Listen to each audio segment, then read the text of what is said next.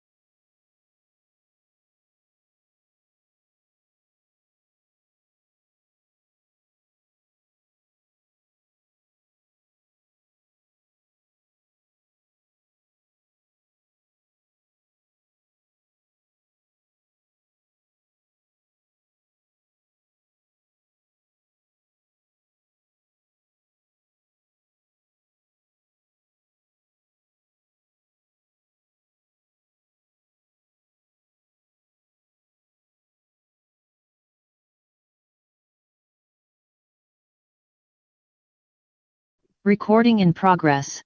Recording stopped.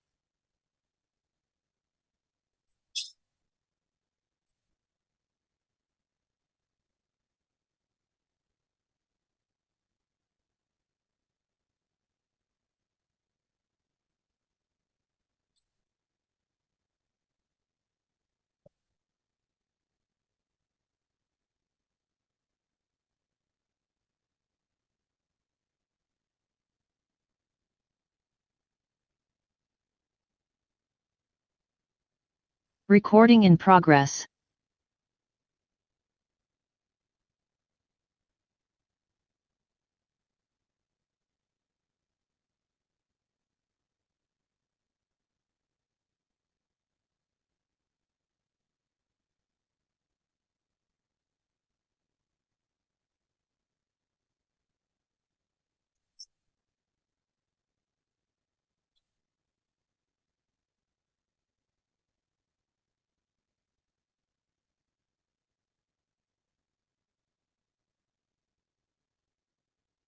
Good morning, all. The time is exactly 10 o'clock. I welcome all members who have logged into the virtual mini-plenary session. There will now be an opportunity for silent prayer or meditation.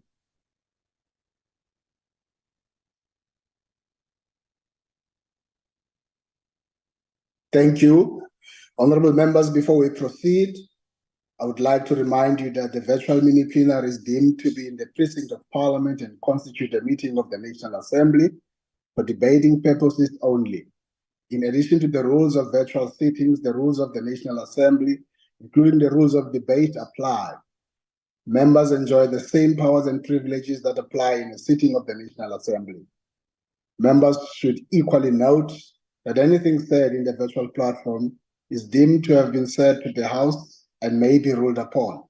All members who have logged in shall be considered to be present are requested to mute their microphones and only unmute when recognized to speak. I repeat, are requested to mute their microphones and only unmute when requested to speak. This is because the mics are very sensitive and will pick up noise which might disturb the attention of other members. When recognized to speak, please unmute your microphone and where connectivity permits, your video. Members may make use of the icons on the bar at the bottom of their screens, which has an option that allows a member to put up his or her hand to raise points of order. The Secretariat will assist in alerting the chairperson to members requesting to speak. When using the virtual system, members are urged to refrain or desist from unnecessary points of order or interjections. Lastly, I wish to remind you that we are meeting in a mini-plenary session and therefore any decisions will be taken in a full plenary session of the Assembly. Our subject for discussion today, the first item on the order paper, is a subject for discussion in the name of Honorable L A Schreiber on the need to professionalize the Republic's public administration to improve service delivery for South Africans. I now invite the Honorable L A Schreiber to start the debate. Thank you very much, Chairperson. Honourable Chair, the need for a professional public administration, where officials are appointed strictly on the basis of merit, skill and ability, has never been more urgent. Wherever the ANC remains in power, service delivery is in an advanced state of collapse.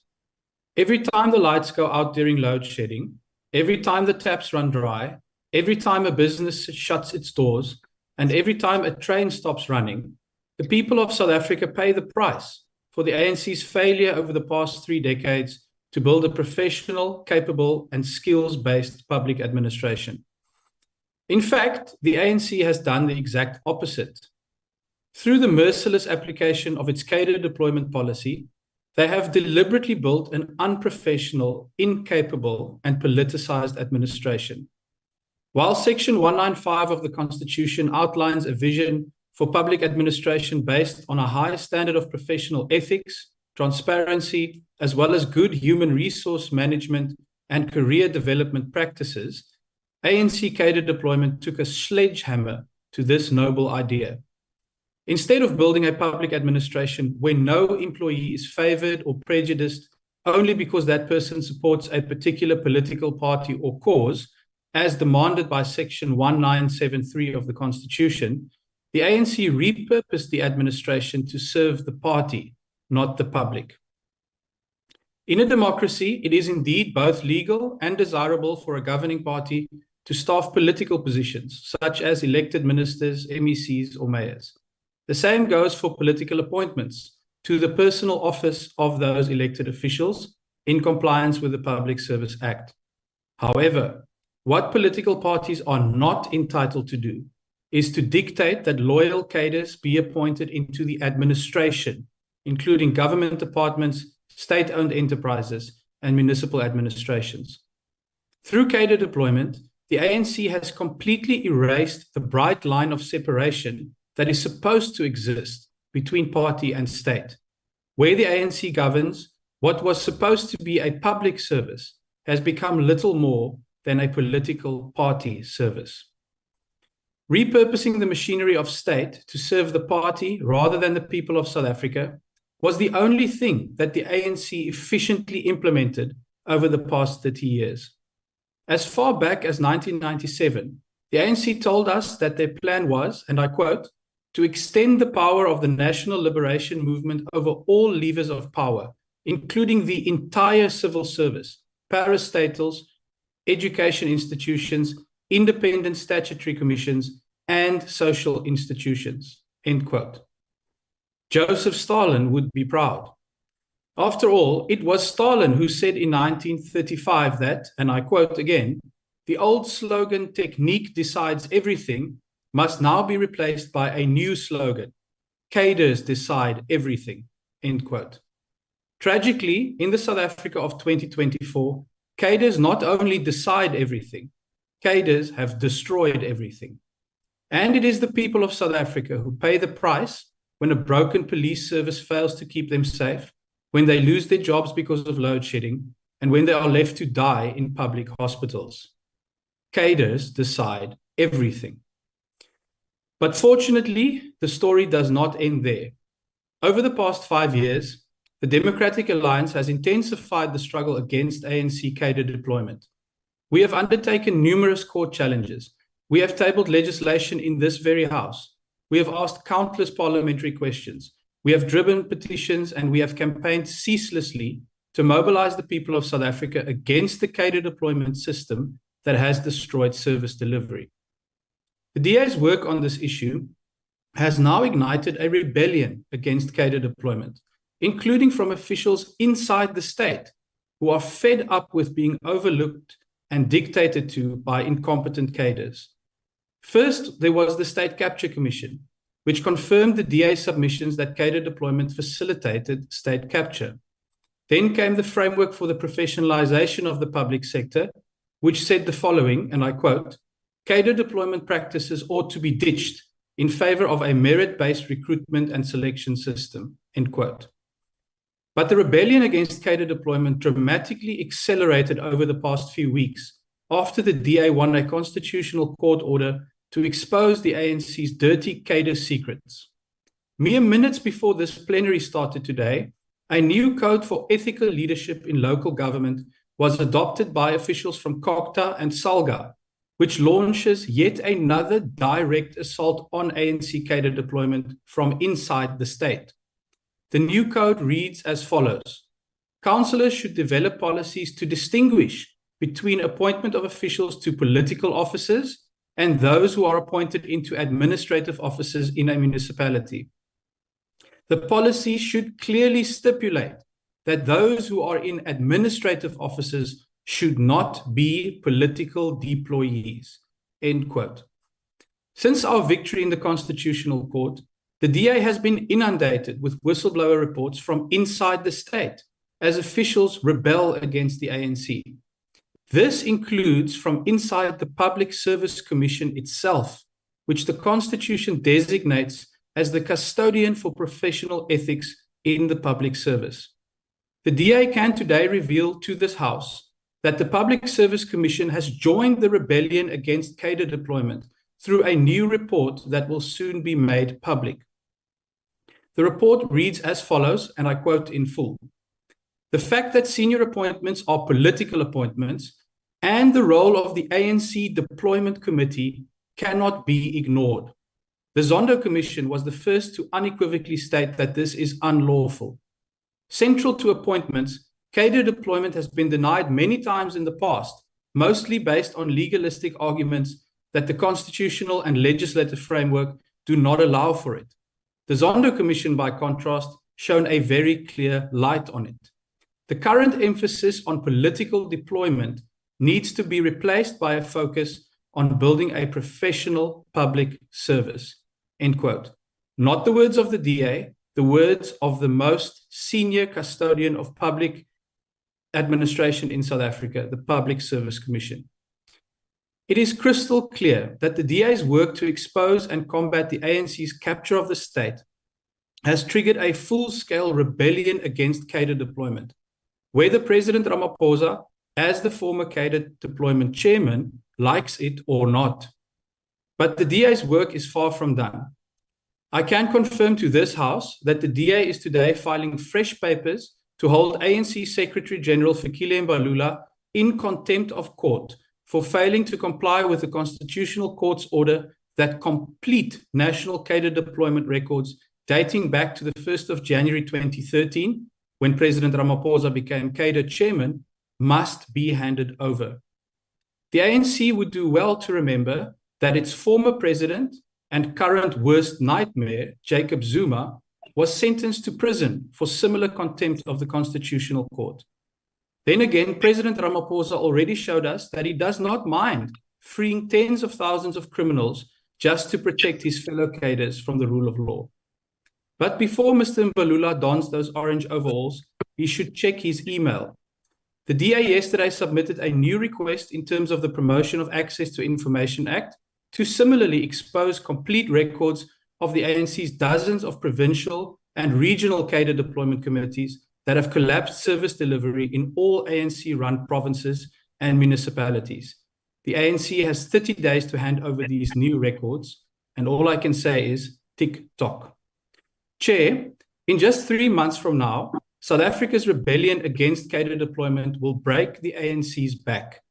On the 29th of May, their once mighty majority will go up in smoke.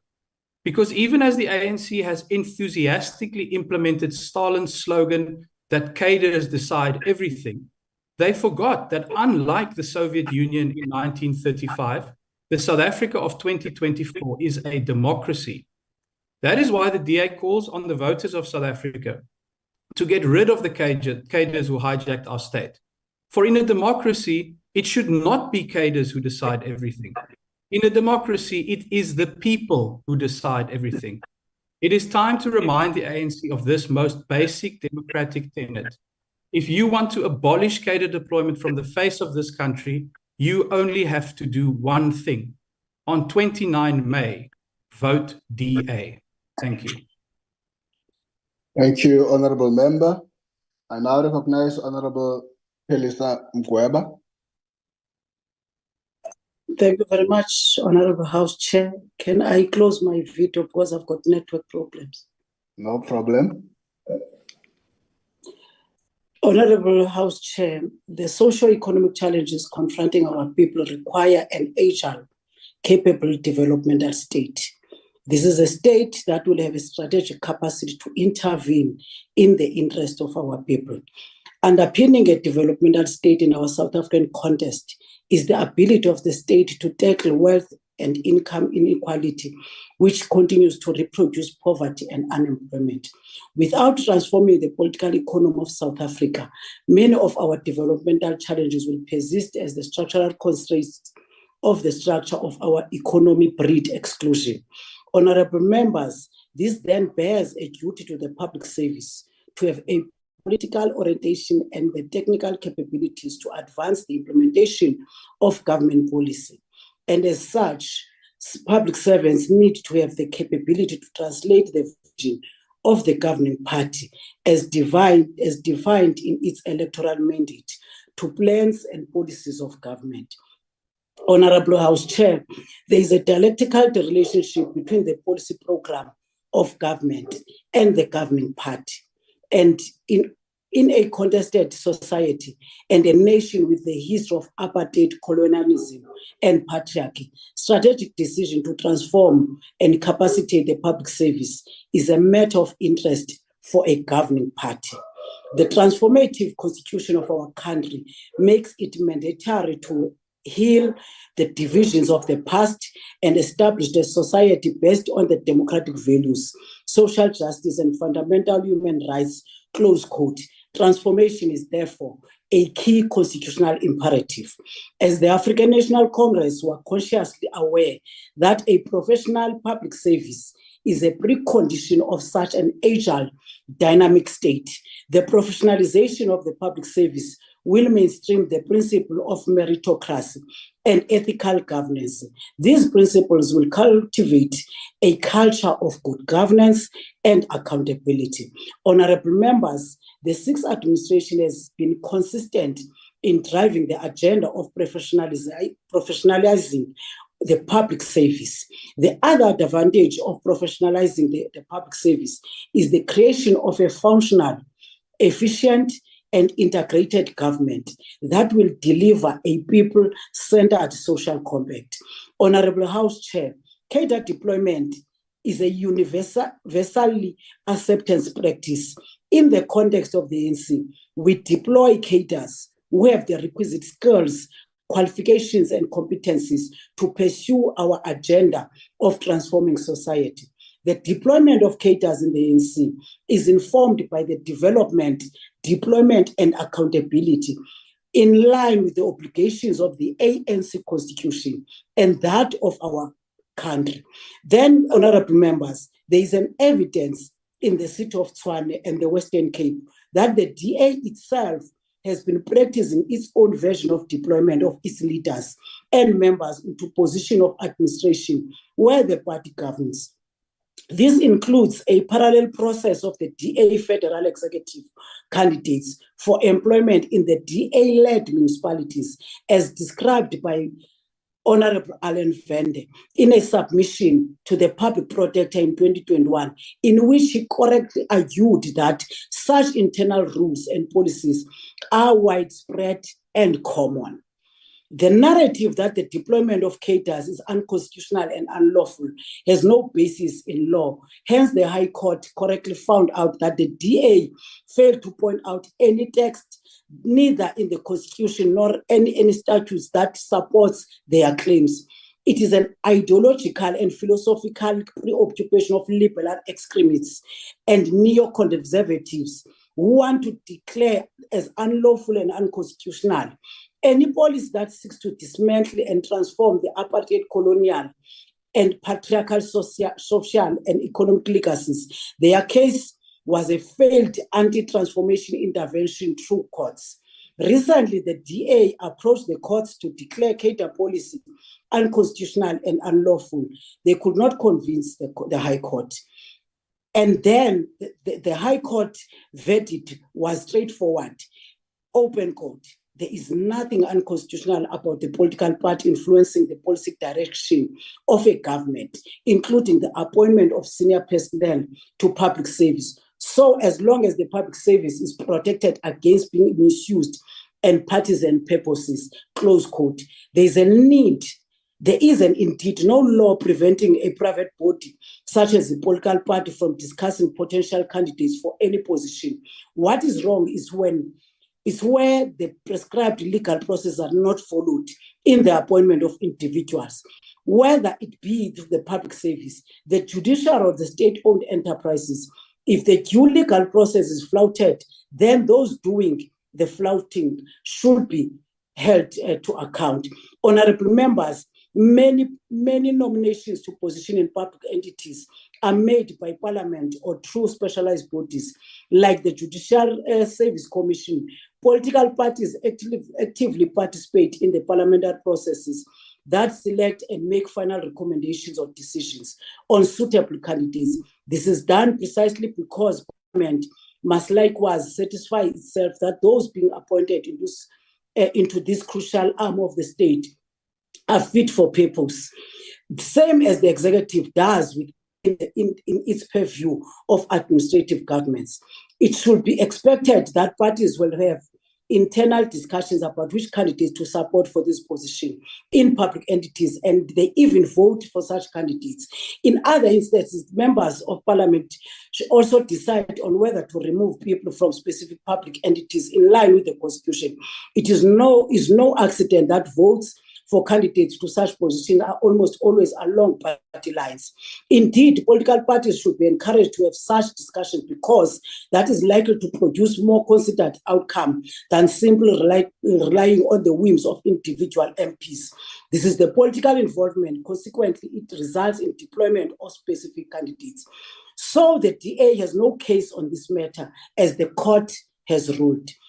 Honorable House Chair, we have recently adopted the Public Service Administration Bill in the National Assembly, which provides for the devolution of administrative powers from the executive authorities to the heads of department and augments the role of the Director General in the presidency to support the president.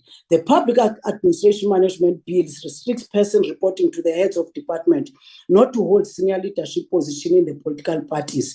These are just some of the safeguards introduced by the democratic government to address the challenges which arise in the political and administrative interface. The people of South Africa should not be misled by the campaign of the DA, which seeks to portray Black African people as incompetent and optimized by the disdain for Black economic empowerment and the election campaign of removing affirmative action to restore dominance of white privilege in the public and private sector. We must state that even white females are beneficiaries of the affirmative action, and many white women are today CEOs and senior managers in strategic sectors of the economy, which the colonial and apartheid government denied as they oppressed white women. Through the ANC government, affirmative action today, all women, Black and white, have been empowered. We should guide and defend our democratic gains from the elements from the DA which seeks to divide this nation and federalize it to sustain white dominance. I thank you, Honorable House Chair. Thank you, Honorable Mgweba. And now I recognize Honorable Komani.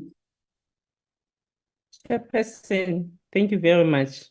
The third cardinal pillar of the economic freedom fighters relates to the purposeful building up of the capacity of the state in order to deliver efficient services to our people and to strategically direct economic development in the country. To this end, the EFF founding manifesto envisages a state in which the key developmental ideas are incubated and delivered. This role of the state cannot be outsourced to private actors in the economy. The founding manifesto of the EFF says, and I quote, "For a successful state that seeks to drive real economic and industrial development and provide better service, an inspired, skilled, and well-compensated public service is required.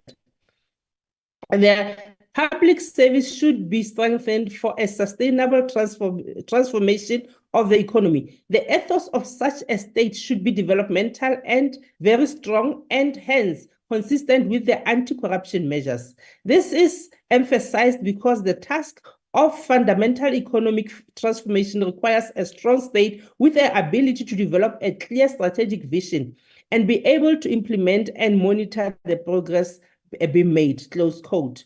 In order for the state to be able to do all this, the founding manifesto says, the state's capacity to perform these functions will entail the public service and its servants to be properly maintained, serviced, and adequately remunerated at all levels. At the center of a strong developmental state should be a motivated, inspired, and well-remunerated public service that shares in the developmental vision of the country. This intervention should be coupled with an increased capacity to aggressively fight corruption and criminality within the state. The fight against corruption should not be a side issue, Chair, but a fundamental component of the state apparatus in order to increase public confidence in the state. In this context, the EFF will place a premium on strengthening the revolutionary trade unions movement in the public sector, which should establish a practical and immediate bridge through which the working class exercises its power over the state apparatus. Chairperson, the professionalization of the public service cannot be done in a vacuum. It must be done with a full appreciation of the developmental role of the state. This means that we must have health professionals and patriots whose sole aim is the delivery of the quality healthcare to the people across the country, pay no regard to their socio-economic conditions. It must never be run by people whose ultimate aim is to run down public health to enable the growth and development of the private health. The same with all other components of the state share. We cannot have people leading the state whose sole interest is the destruction of the capacity of the state in order to enrich the private businesses. In the EFF government, Chairperson, shenanigans such as ones we are seeing today within a cabinet minister is strong-arming Parliament to endorse the sale of the South African Airways to an entity that is not known, who has presided over the complete destructions of Eskom to enable his buddies in the renewable energy sector to monopolize our energy, will be things of the past. Conduct as displayed by this minister and others would never be tolerated, because all we know, the central role of the state is in driving the development. Chair, professionalization of the public service does not mean making public service white, as the DA refers to, as the racists, these people in the blue are referring to. Their fight against the so-called Cadre deployment is in essence the fight against Black professionals in the public sector. To the racists, being Black equals incompetence and corruption, and being white equals competence and clean governance. We want the public service run professionally, free of corruption, and to predominantly represent the demographics of the country. Only an EFF government can deliver such a government, and not a racist and Uncle Tom's. Thank you very much, Chair. Thank you, Honorable Komani. And I recognize Honorable Princess Butelis. Thank you, Chairperson. May I please leave my camera off because my connection is weak, please?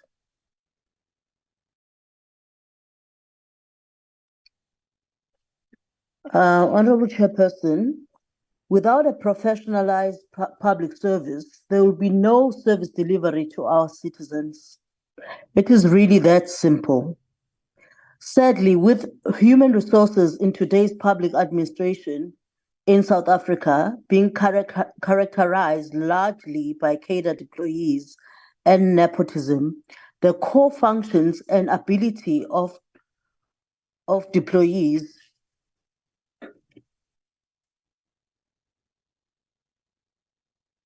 of public service to effectively carry their various mandates is severely compromised. This is not some abstract hypothesis. It is proven every day by the multitudes of service delivery failures, the sweeping corruption, and in many instances, the sheer incompetence of public service officials placed into positions that they are not adequately trained or qualified to occupy. The fault and responsibility for this lies squarely upon the shoulders of the current government. How does the current government correct this dystopia? It draws a line in the sand today, and from tomorrow, only qualified individuals are employed into positions into our public service.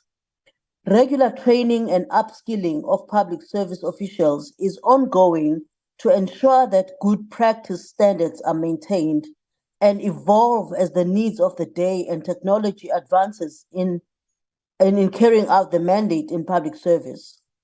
Public service employees are performance appraised through key performance indicators and are held strictly to account for their actions. If targets are not met, corrective actions is immediately implemented. Corruption is not tolerated in any shape, form, or manner. In investigation and prosecution of all individuals concerned is swift and punishment harsh. Our public officials must be guided by the virtues of servant leadership. This leadership ethos, together with the ability to lead and work in teams, coordinate projects, and think critically in terms of strategy, problem solving, time management, and decision making, is what is required to build an effective public service. Being at the coalface of service delivery and the interface where government meets the citizenry, public officials must hold themselves and be held to the highest professional standards, as although they are employed by government, their salaries arise from the taxes paid by the citizens of this country. With a heavy reliance on technology, the advances on IT and the Internet of Things, digital literacy is core competency and requirements for public servants. Training programs, upskilling, and understanding emerging technologies must be provided in conjunction with the necessary hardware and tools of trade. This will ensure that our citizens always receive a very high standard of public service delivery. Professionalizing our public service will enhance service delivery, reduce corruption, increase trust and confidence of the public, ensure innovation within the sector, and lead to effective governance and policy implementation. Public service delivery in South Africa is at critical levels of dysfunction. Government must take responsibility for this dysfunction and begin today with immediate corrective action in this sector. Thank you, Chairperson. Thank you, Honorable Buthelezi. Eloise Denner, you are next. Thank you, Chair. Honourable Chair, we are all in agreement that the public service should be one that is professional, ethical, capable, and service delivery orientated. That is what one would expect of any public service anywhere in the world. And there are many countries who succeed to provide exactly that to their citizens, but South Africa is sadly not one of them. The ANC is quick to inform us that they have a good story to tell, as we've heard now yet again during the SONA address, debate and reply, veral met verwysing na hoe goed dit met Tenswalo die afgelope 30 jaar gegaan het. Maar hulle noem nie dat die arme Tenswalo vir ure, selfs moontlik dae buite 'n binnelandse sake kantoor moet sit om haar dogtertjie se geboortesertifikaat te gaan haal nie. Hulle noem nie dat Tenswalo met die geboorte van daardie einste dogtertjie op die vloer van 'n staatshospitaal moes lê terwyl sy in kraam was nie. Ook nie dat sy deur 'n hoogwaardige verpleegster verskree en rondgepluk is terwyl sy geboorte aan haar dogtertjie geskenk het nie. Dat sy haar eie beddegoed en haar familie vir haar moes kos en water hospitaal toe neem nie, want die hospitaal het nie een van die twee nie. Hulle noem nie dat Tenswalo, een van die 60% plus werklose jeug in ons land, vir ure in die son in 'n ry by 'n arbeidsentrum moes staan om aansoek te doen vir haar werkloosheidsversekering nie, net om te hoor dat sy dieselfde vorms wat sy 5 keer al ingedien het, weer moet bring en weer vir ure in die son moet staan, omdat een of ander lui amptenaar die vorms weer verloor het nie. Hulle noem nie dat Tenswalo al 4 keer gepoog het om aansoek te doen vir haar hernieude rybewys nie, maar dat die ongeskikte amptenaar agter die toonbank by die verkeersdepartement haar dan weggewys het, want dis of 3 minute voor sy teetyd, of die stelsel is af, of wil dit nie papier vir die drukker nie, of sy het nie R1000 om hom om te koop om haar te help nie. Hulle noem ook nie dat die verkeersbeampte wat haar afgetrek het ook R1000 versoek het om nie vir haar 'n boete te skryf vir daardie einste rybewys wat verval het, omdat sy dit letterlik weens die staat se onbevoegdheid nie kon hernie nie. En hulle noem nie dat Tenswalo se keel toetrek as sy dink aan haar dogtertjie se toekoms onder 'n ANC-regering nie.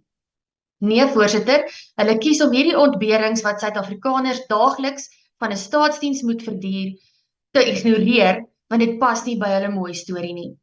Voorsitter, die ANC spog met die professionaliseringsraamwerk, net soos wat hulle spog met die Zondo-kommissie se aanstelling en vat as ware die krediet vir die stappe wat hulle doen om bedrog en korrupsie uit te roei en die staatsdiens te professionaliseer. Maar onder hierdie regering het die staatsdiens agteruit gegaan en het bedrog en korrupsie van onbepaalde miljarde rand plaasgevind. Fixing something that you broke in the first place is not an achievement. Let me reiterate what I said during the debates on the public service and PALMA amendment bills this past week. You cannot legislate good work ethic and professional conduct. You must appoint it by appointing the best person for the job, irrespective of race.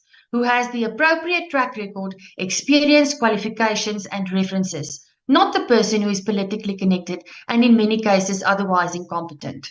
You have to put the needs of South Africans first, not the needs of the ANC and its cadres. And then competent managers have to manage these competent public servants by implementing fair and consistent consequence management instead of the current redeployment of naughty cadres model that is being followed by the governing party.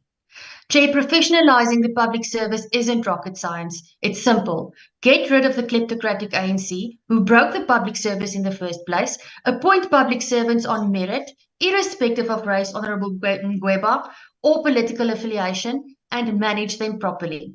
Ons sal dit doen na 29 Mei, wanneer ons uiteindelik kan begin om ons land te herstel en bou. Dankie, voorsitter.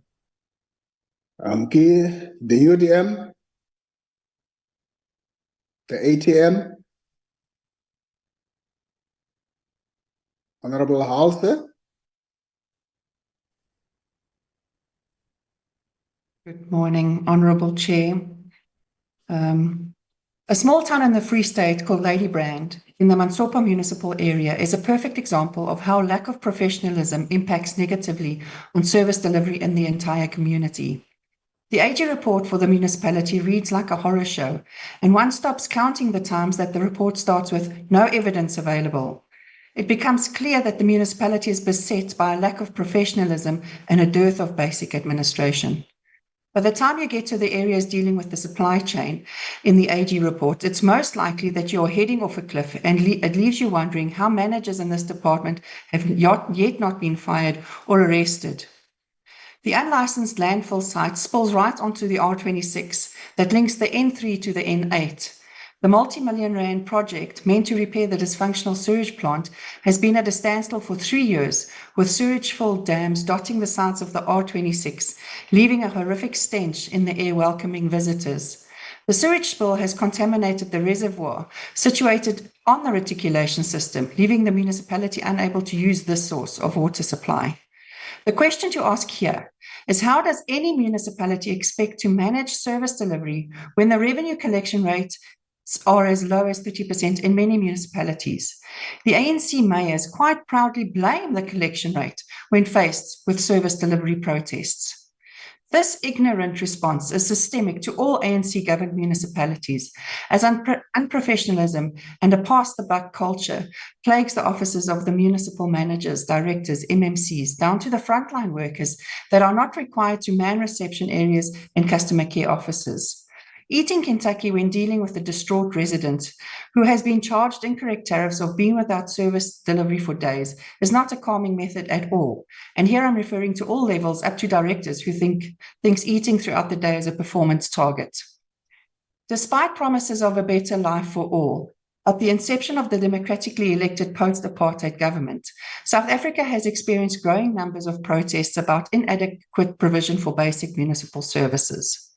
The following factors are responsible for the lack of performance: an unsupportive institutional environment, negative power struggles, political interference, lack of coherent management systems, absence of culture of excellence, poor skill utilization, poor oversight mechanisms, weak capacity and implementing of policy.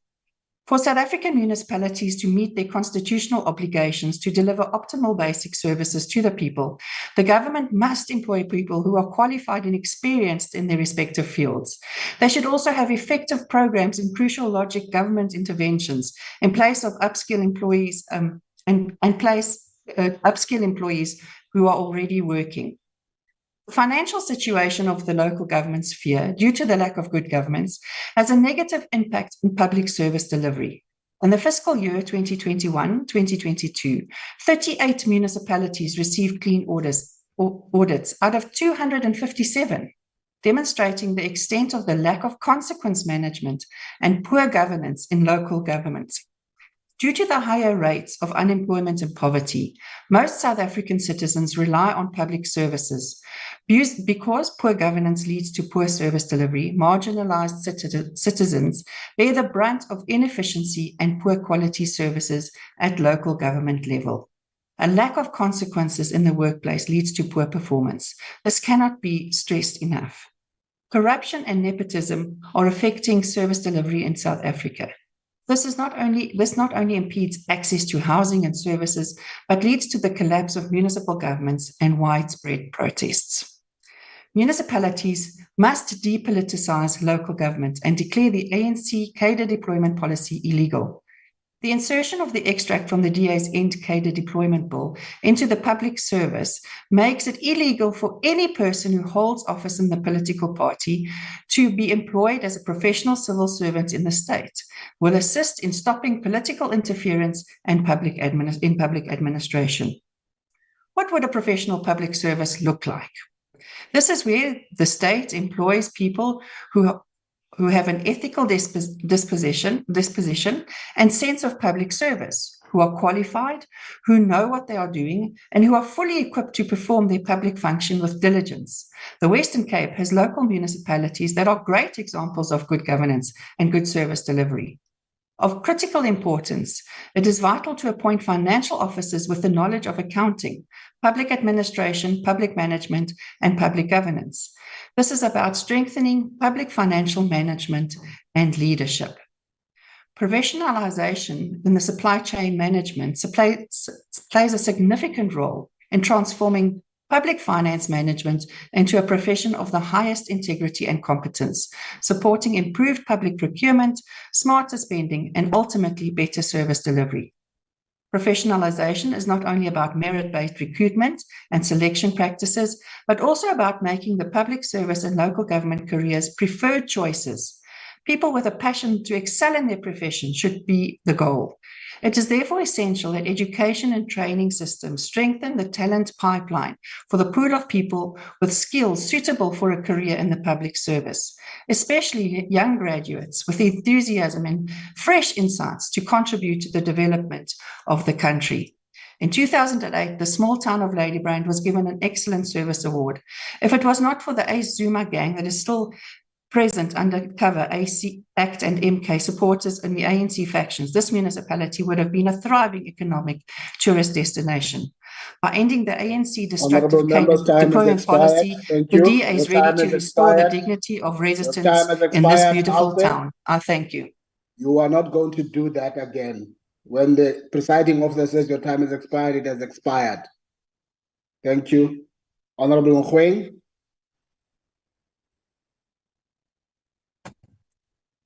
Thank you very much, Honorable Chairperson and fellow honorable members. The ANC, as the leader of the society, has a mammoth task of capacitating and improving the skills, qualities, and capabilities of public servants and public representatives, especially as it champions the national democratic revolution with the sole aim of creating a national democratic society.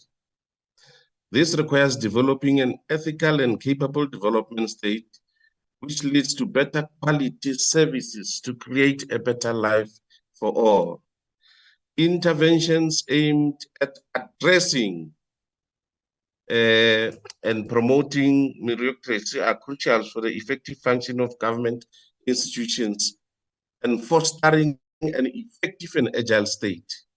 Ever since the 2021 local government elections, the ANC took a bold and an unpopular decision to interview and set a high requirements for members who are nominated to represent the ANC in municipal councils in 2021. All potential mayorable candidates were interviewed, and in 2023, numerous individuals who have met threshold to potentially being members of the provincial legislature and members of parliament were interviewed too. One of the requirements to be a representative of the ANC as a mayor, MPL, MP, is to have a post-matric qualification. There is a deliberate attempt to assess the skills, qualification, and experience of individuals to ensure that they are suitable for the positions to which they are being deployed.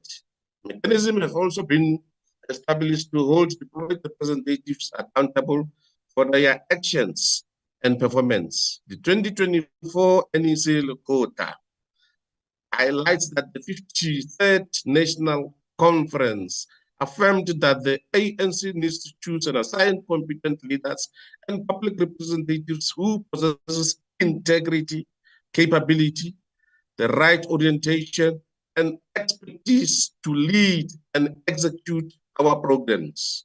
The ANC re-emphasizes that deployment of public representatives is an important element of governance. Deployment standards ensure that individuals are assigned to roles based on their skills, qualifications, and expertise. This target approach optimizes the use of human resources, align each person with tasks, and match their fair capabilities.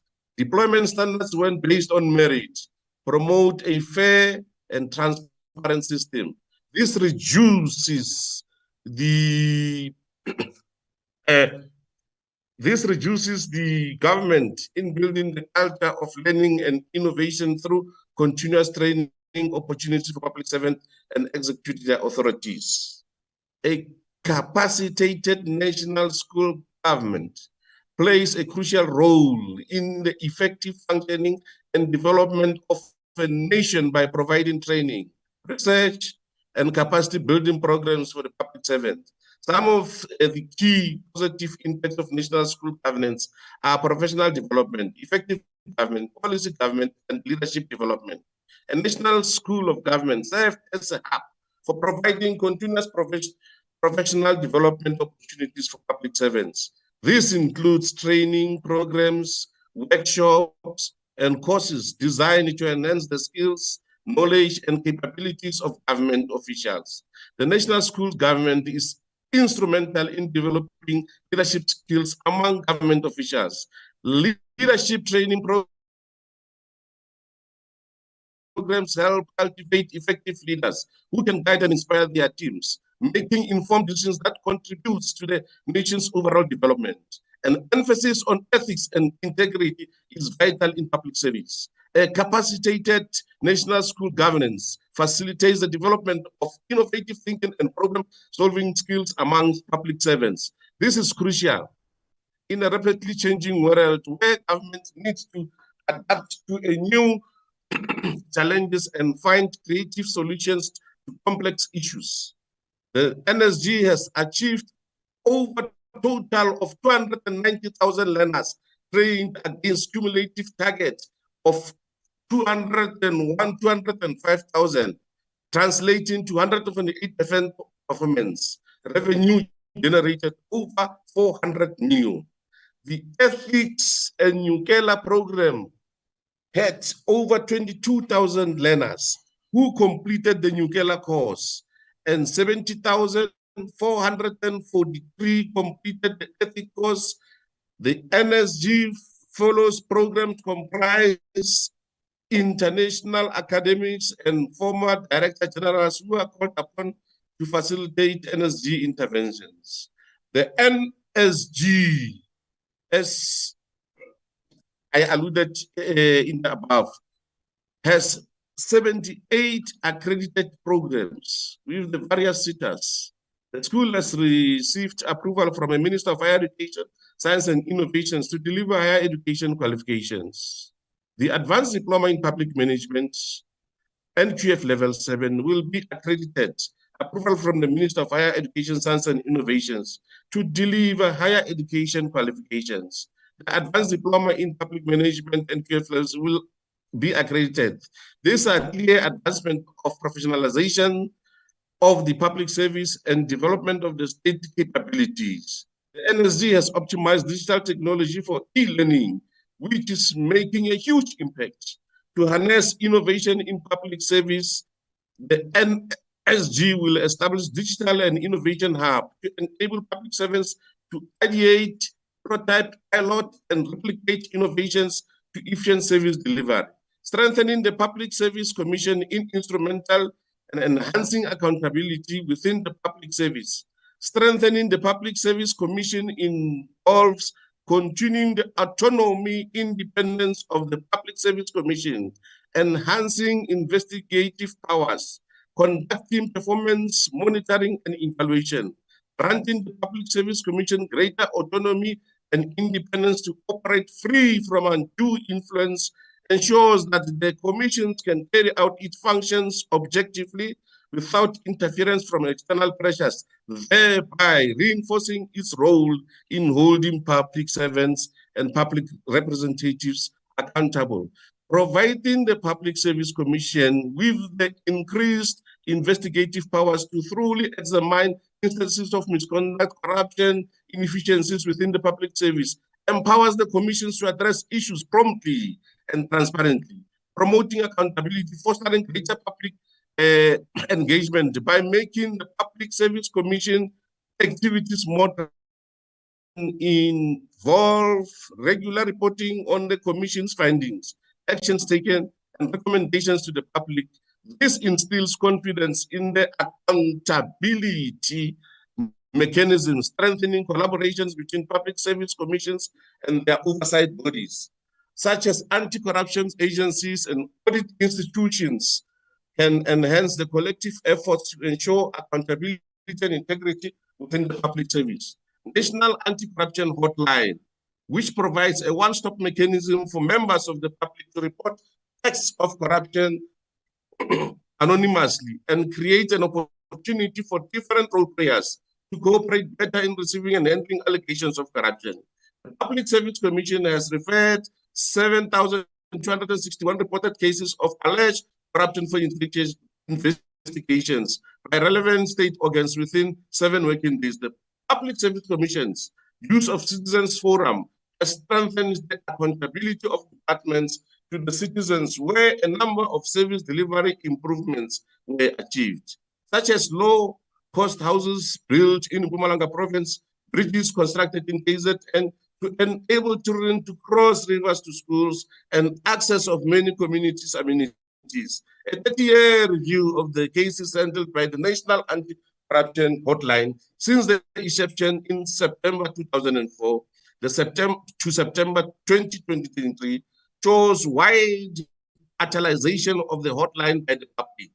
The National Anti-Corruption Hotline generated 28,232 cases from calls received from September 2004 to September 2023.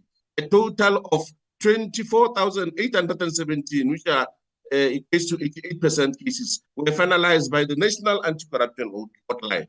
Over 1,300 corruption convictions in 4 years, including 500 government officials, 14.8 billion assets frozen in corruption and state capture cases.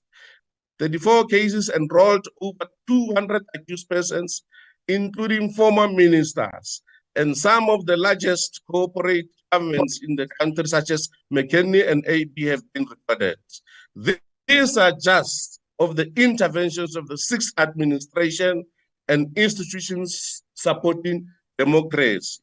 If Honorable this member, is not expired. Thank you. Thank you very much, Honorable Chair. Thank you. I recognize the PAC. Cope. Al-Jama. Honorable Not Nachal.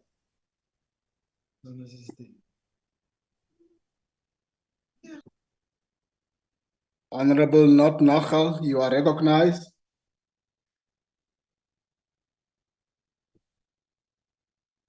Thank you, Chair. Okay. Am I audible? Please go ahead. Thank you. Good morning to everybody on the platform. Today's debate is a deliberate strategy of deflection propagated by the DA, who wishes to reduce the ANC's cadre policy and deployment strategy to an instrument designed to reward loyal comrades with public office for them to gain access to state resources for personal enrichment. Understood in this way, the ANC's cadre deployment invariably entails practices in which loyal comrades in public office ambiguously subvert the rule of law and erode the quality of our civil service measured in poor quality service delivery, personal gain. From our perspective as the ANC, this is the wrong way of looking at cadre deployment. Put differently, the DA's attempt to declare the ANC's cadre deployment unconstitutional and unlawful is based on a misreading of the history of systemic exclusion and an institutionalized racism that considered Black people as human beings with defective humanity. First and foremost, before the dawn of democracy, the ANC found it relatively easy to attract committed, dedicated, and loyal comrades to mobilize the motive forces of society against apartheid colonialism, and material inducements were not used as an incentive since the ANC never enjoyed any access to state resources. Thus, the DA's false narrative that cadre deployment is an instrument with which the ANC sought to provide public office and redistribute state resources to reward loyal comrades is at its best imprecise and at worst theoretically indefensible.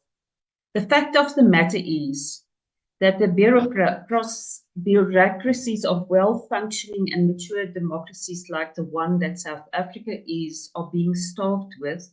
Naturally, the party officials of the governing party will have advanced critical and curious mindset, not to mention high caliber, academic training, specialized skills, and an unwavering commitment to vouchsafing the interests of the electorate. The first few examples of this are the United Kingdom and the United States. The DA will not admit to this because the more racialized you are, the more ignorant you seem to be.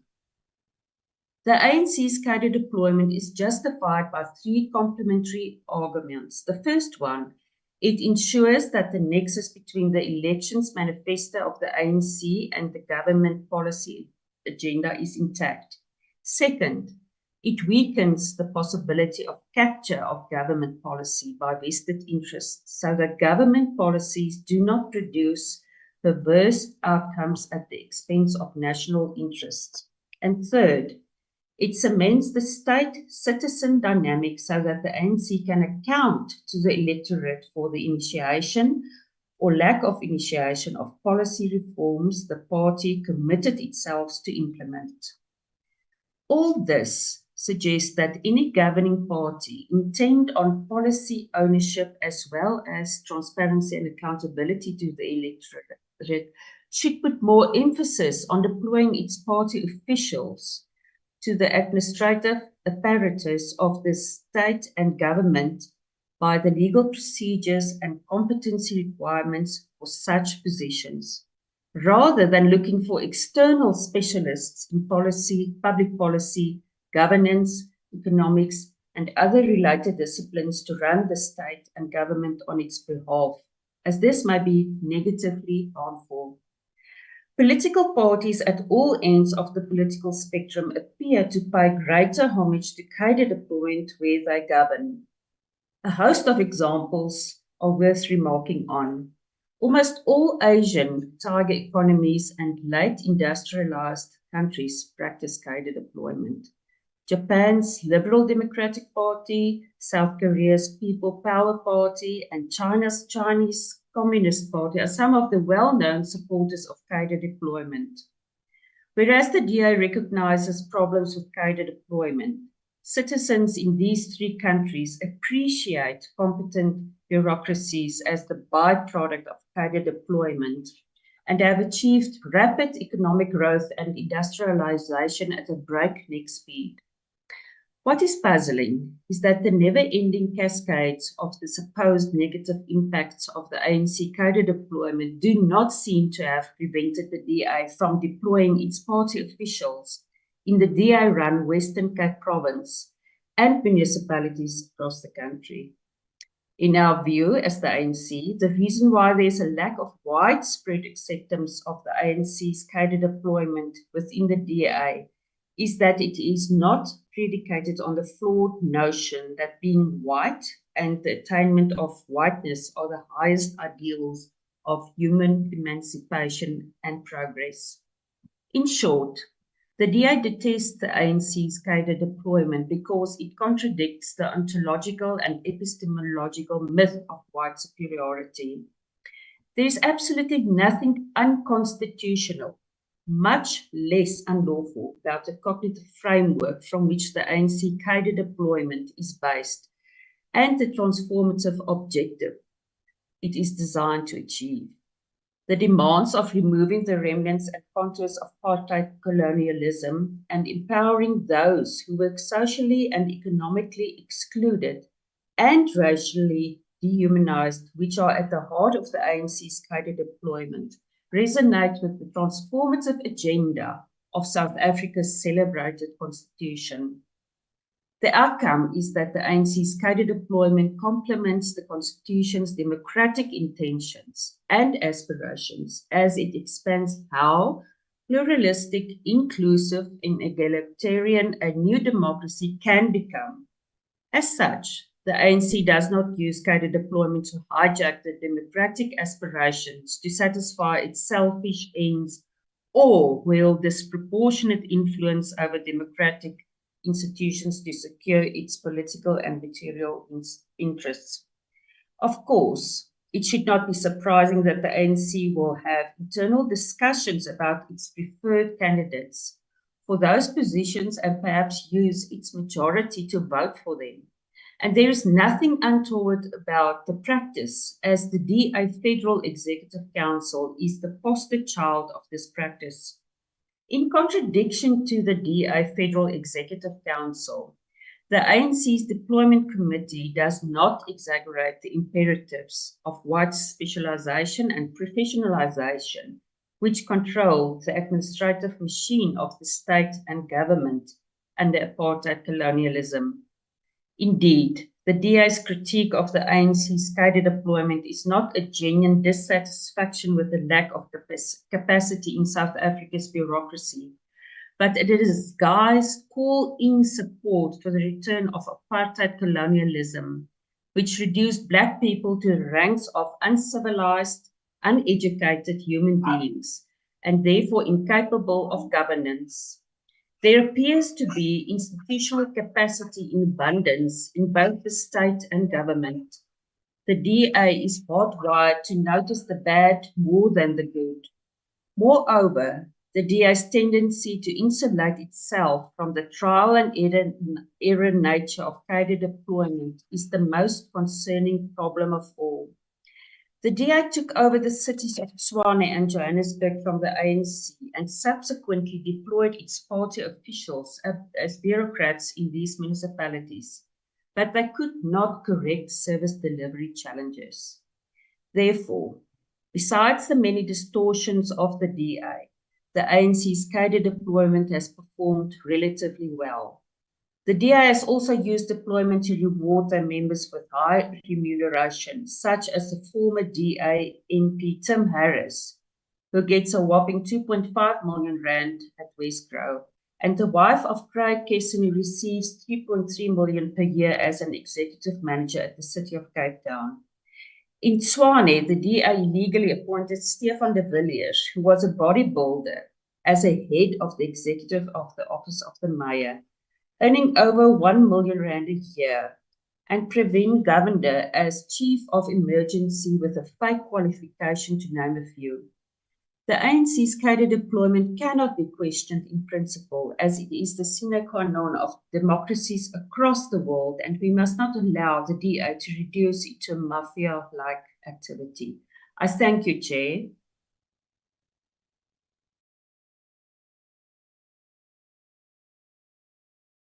Thank you, Honorable Janine Notnagel. You have a minute left. You want to use it? Thank you, Chair, but I'm done. Thank you very much. Thank you. Thank you. I now recognize Honorable Leon Schreiber. Thank you very much, Chair.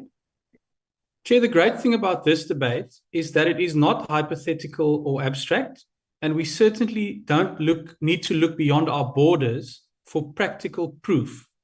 We have two practical examples right here in South Africa that demonstrates the difference between ANC cadre deployment and DA good governance. So let's go ahead as we wrap this debate to compare those two. Despite the escalating rebellion from inside the state and society, the ANC in this debate, just like President Ramaphosa, continues to defend cadre deployment at all costs. But I dare the ANC to leave their taxpayer-funded ministerial mansions for once and just try to switch on the lights during load shedding. I dare the ANC to open a tap in eThekwini and large parts of Gauteng to see how the water has stopped flowing. I dare the ANC to try and take a train where tracks no longer exist. Through cadre deployment, the ANC has robbed the people of South Africa of every single one of these critical services. Our state faces systemic collapse, with virtually all state-owned entities and government departments in perpetual crisis.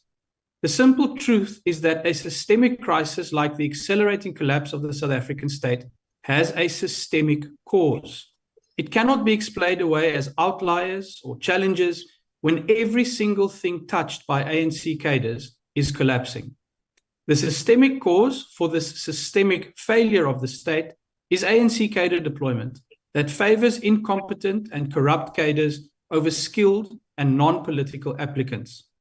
But fortunately, we also have practical proof that another way is possible. To see how service delivery improves when ANC-style cadre deployment is replaced by DA-style good governance, I dare the ANC to drive from the Eastern Cape into the Western Cape and watch the potholes disappear. I dare them to open the taps in DA-led Cape Town and taste the clean, healthy water that no longer flows where the ANC is in power. I dare the ANC to visit public hospitals and schools in the DA-led Western Cape and witness how public services can be turned around when ANC cadre deployment is replaced by DA good governance. Wherever the DA has defeated the ANC, we have replaced cadre deployment with fair and merit-based appointment processes, and the proof truly is in the pudding.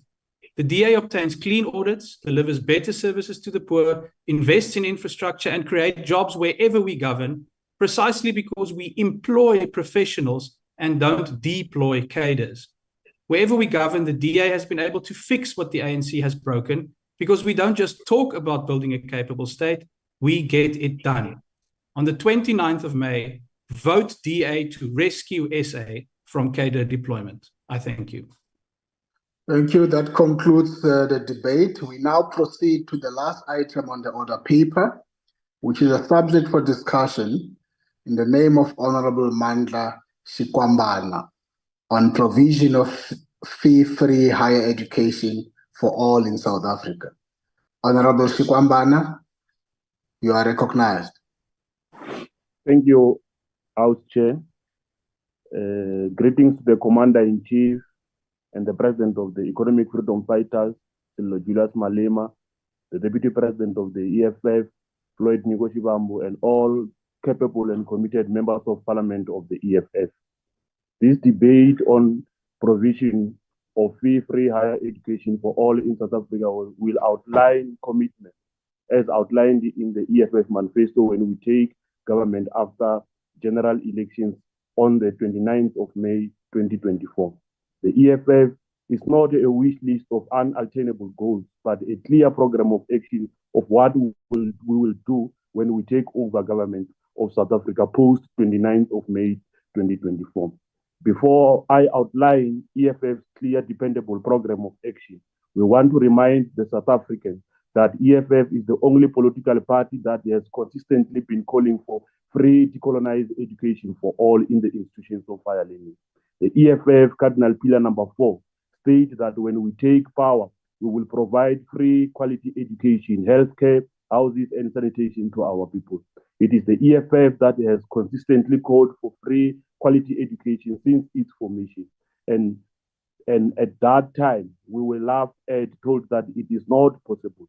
And we are putting the economy at risk. Today, it is 6 years since former President Zuma, in his exit speech, introduced fully subsidized free higher education for the poor and the working class South Africans and undergraduate students across all public universities and TVET colleges. While the partial free education is welcome, when the economic freedom fighters take over power, the EFF government will introduce free decolonized education for all, advancing issues of indigenous knowledge, sovereignty, and economic freedom in education.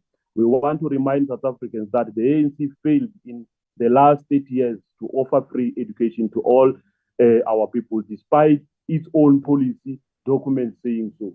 The ANC has for years used free education ticket as an electioneering slogan to lure voters. The lies cannot stand anymore, and South Africans must start to reject the ANC at the upcoming general elections. Today, NSFAS is in shambles, unable to settle student fees, provide meal and transport allowances on time. Instead, our students are left hungry, wondering. Today, NSFAS is made in endless scandals of corruption and mismanagement of state funds. The Minister of Higher Education and the suspended NSFAS chairperson are implicated in audio recordings for soliciting kickbacks on money that was meant to assist the Black poor students of South Africa. Today, our students are left sleeping in halls because ANC government failed to vet and accredit students' accommodation on time. Today, as we speak, in the third month of the academic year, NSFAS has not finalized all applications. Our students are at risk of being deregistered by the institutions of higher learning and returning home. We want to remind South Africans that it is the ANC government that criminalized Black poor students, that criminalized poor Black students for fighting for free education during fees must fall. It is the ANC government in its 30 years of rule that has failed to build and ensure sufficient accommodation for all students. As the EFF, we advocate for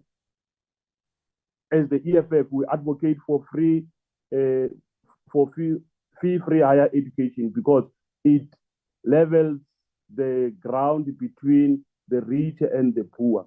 There are many Black qualifying and eligible students in South Africa. In fact, these people are accepted at universities but are excluded due to unaffordability. Provision of fee-free higher education for all in South Africa will ensure that the child of a domestic worker, security guard from the rural KZN, Eastern Cape, and Limpopo have equal access and opportunity to institutions of higher learning with the child of a doctor, engineer, business person in Sandton or Cape Town, not because of the economic status, but based on the academic merit.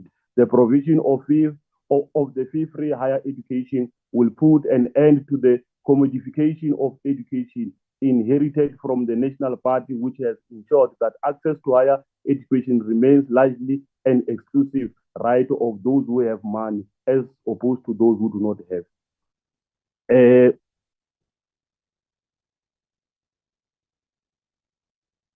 People are always asking us, how are we going to fund free higher education? Where is the money going to come from? Are we not going to compromise South Africans? South Africa's fiscal. We stand here as the economic freedom fighters to dismiss the ideological bankrupt and intellectual lazy notion that free education for all is impossible. It is possible, and we are going to demonstrate how we can achieve that. We have put forward some very cogent possible proposals before on how to make this possible. We had previously said that there must be an overall annual education levy of 2.5% that is deducted from the pension fund on its own. This will be sufficient to cover the full cost of free education for all. This will benefit both the employees and employers. For employees, it will ensure that they and their children, it will ensure that them and their children get access to free higher education into perpetuity. While for employers, this will ensure an endless supply of skilled labor. More importantly, this will not in any way affect the benefits employees must get from their pension fund when they retire. There will never be a time. The honorable member's time has expired. Thank you, Honorable Shikwambana. No, I now recognize the Deputy Minister of Higher Education, Science and Innovation. But you robbed me, Chair. My time. I still have time, Chair. Thank you, House Honorable Chairperson. DM, please take over. Thank you, House Chairperson. Fee-free higher education cannot be viewed in isolation from our history, but also as part of the broader project of the ANC to destroy the system of apartheid and build an open, democratic South Africa in which the exclusion of people based on their race, class, or gender shall cease to exist. The demand for access to higher education was at the center of the people's valiant struggle against colonial and apartheid rule, land dispossession, and the capture of their natural resources. It was a response to vampires like J.N. Leroux of the National Party, who in 1945 blurted out that they, and I quote, should not give natives any academic education. If they do, who is going to do the manual labor in the community, close quote, and thus reducing blacks to hewers of wood and drawers of water. Informed by this historical context, the implementation of measures towards expanding access to higher education over the past 3 decades have been part of a whole range of the ANC's interventions that are aimed at achieving the total social and economic transformation of our society. This understanding inspired our forebears to declare in Kliptown in 1955 that education shall be free, compulsory, universal, and equal for all children. Higher education and technical education shall be opened to all by means of state allowances and scholarships awarded on the basis of merit, close quote.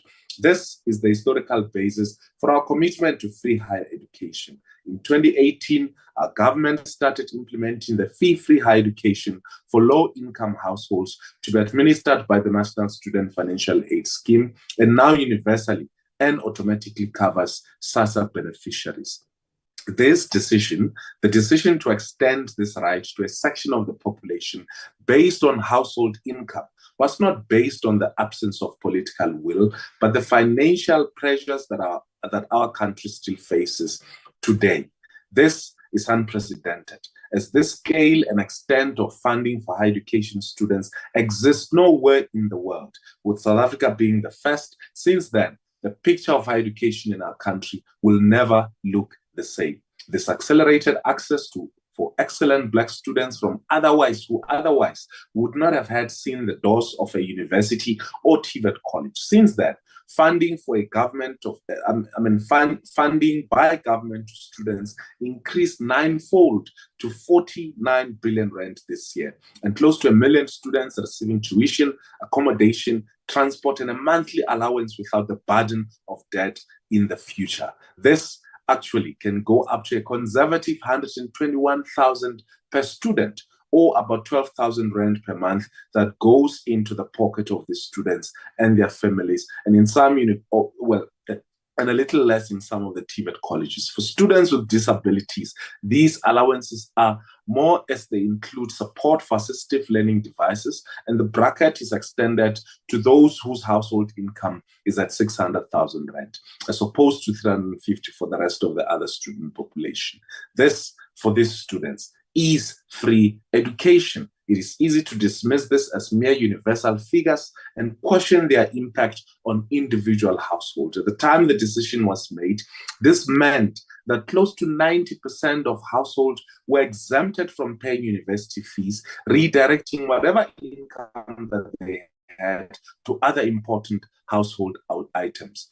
Taken at a micro level, Honorable House Chair, I went to visit the University of Johannesburg this week. In my conversation with the Vice Chancellor, I established that of their 50,000 or so students, the number of those funded by NSFAS has increased from 41% in 2017 to a high of 65% in 2021. The university do not hesitate to mention that in 2023, 50% of these students were women and 99% of them are Black.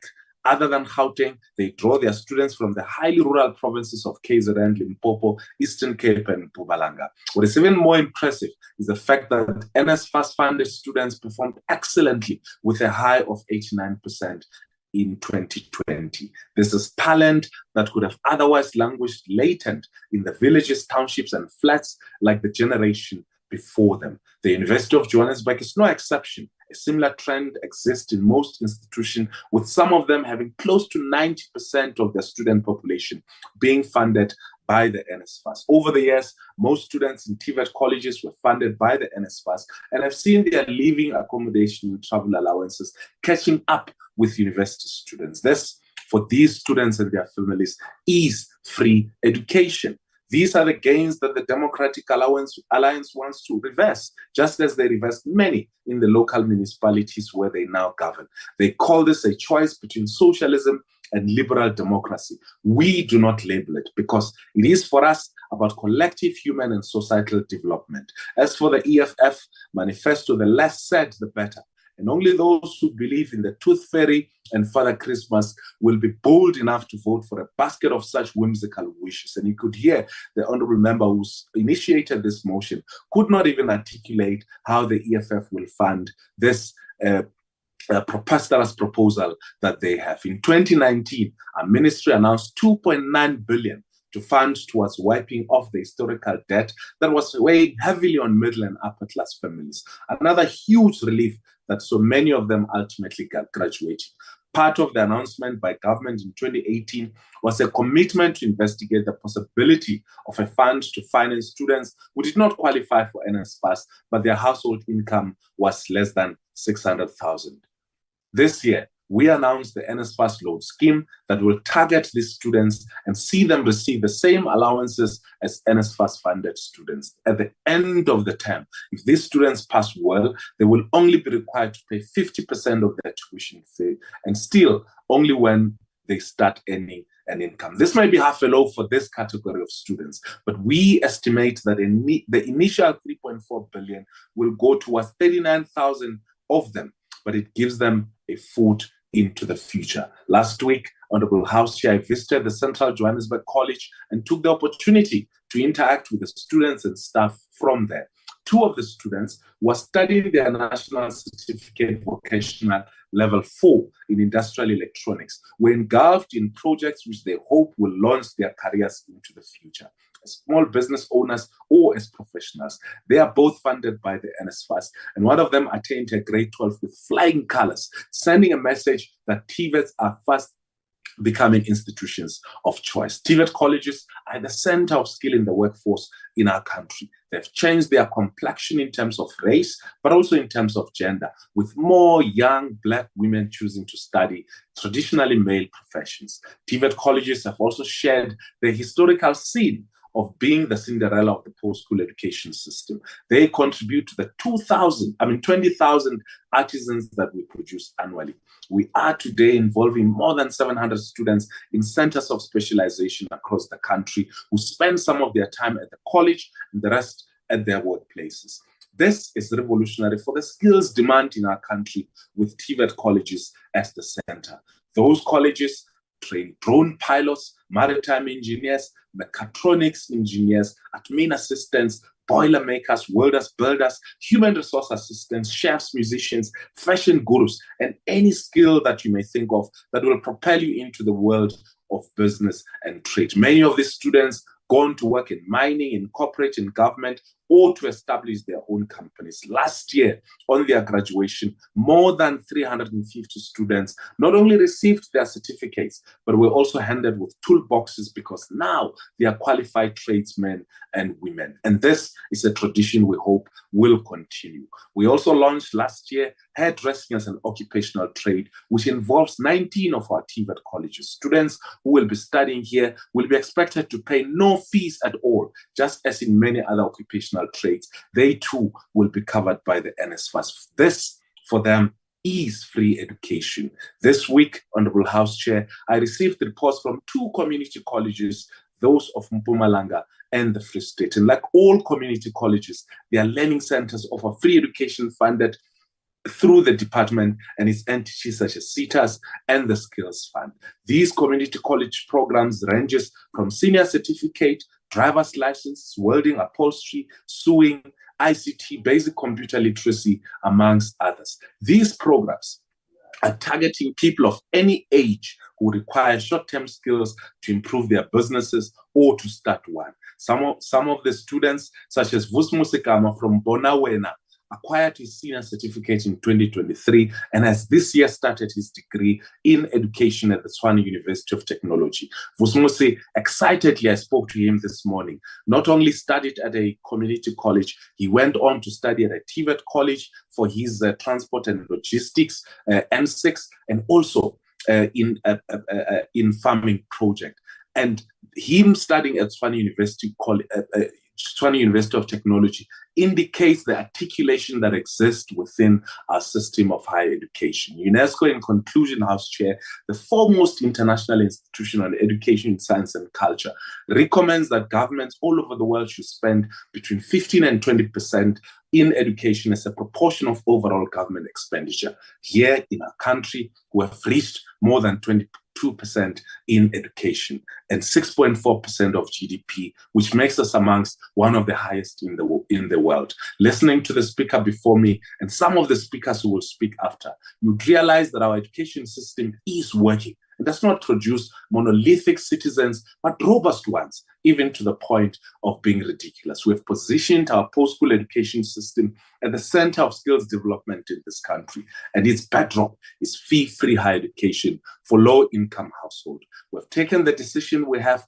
not as a sign of defeat, but as a sign that we intend moving forward even faster. Some may argue that we should not provide fee-free higher education for those who are currently benefiting at all, if we're not going to provide it for everyone, whilst others would argue that everyone for himself and the devil takes the hindmost. We have saved the hindmost, and with means in the future, we may even save those who do not need saving.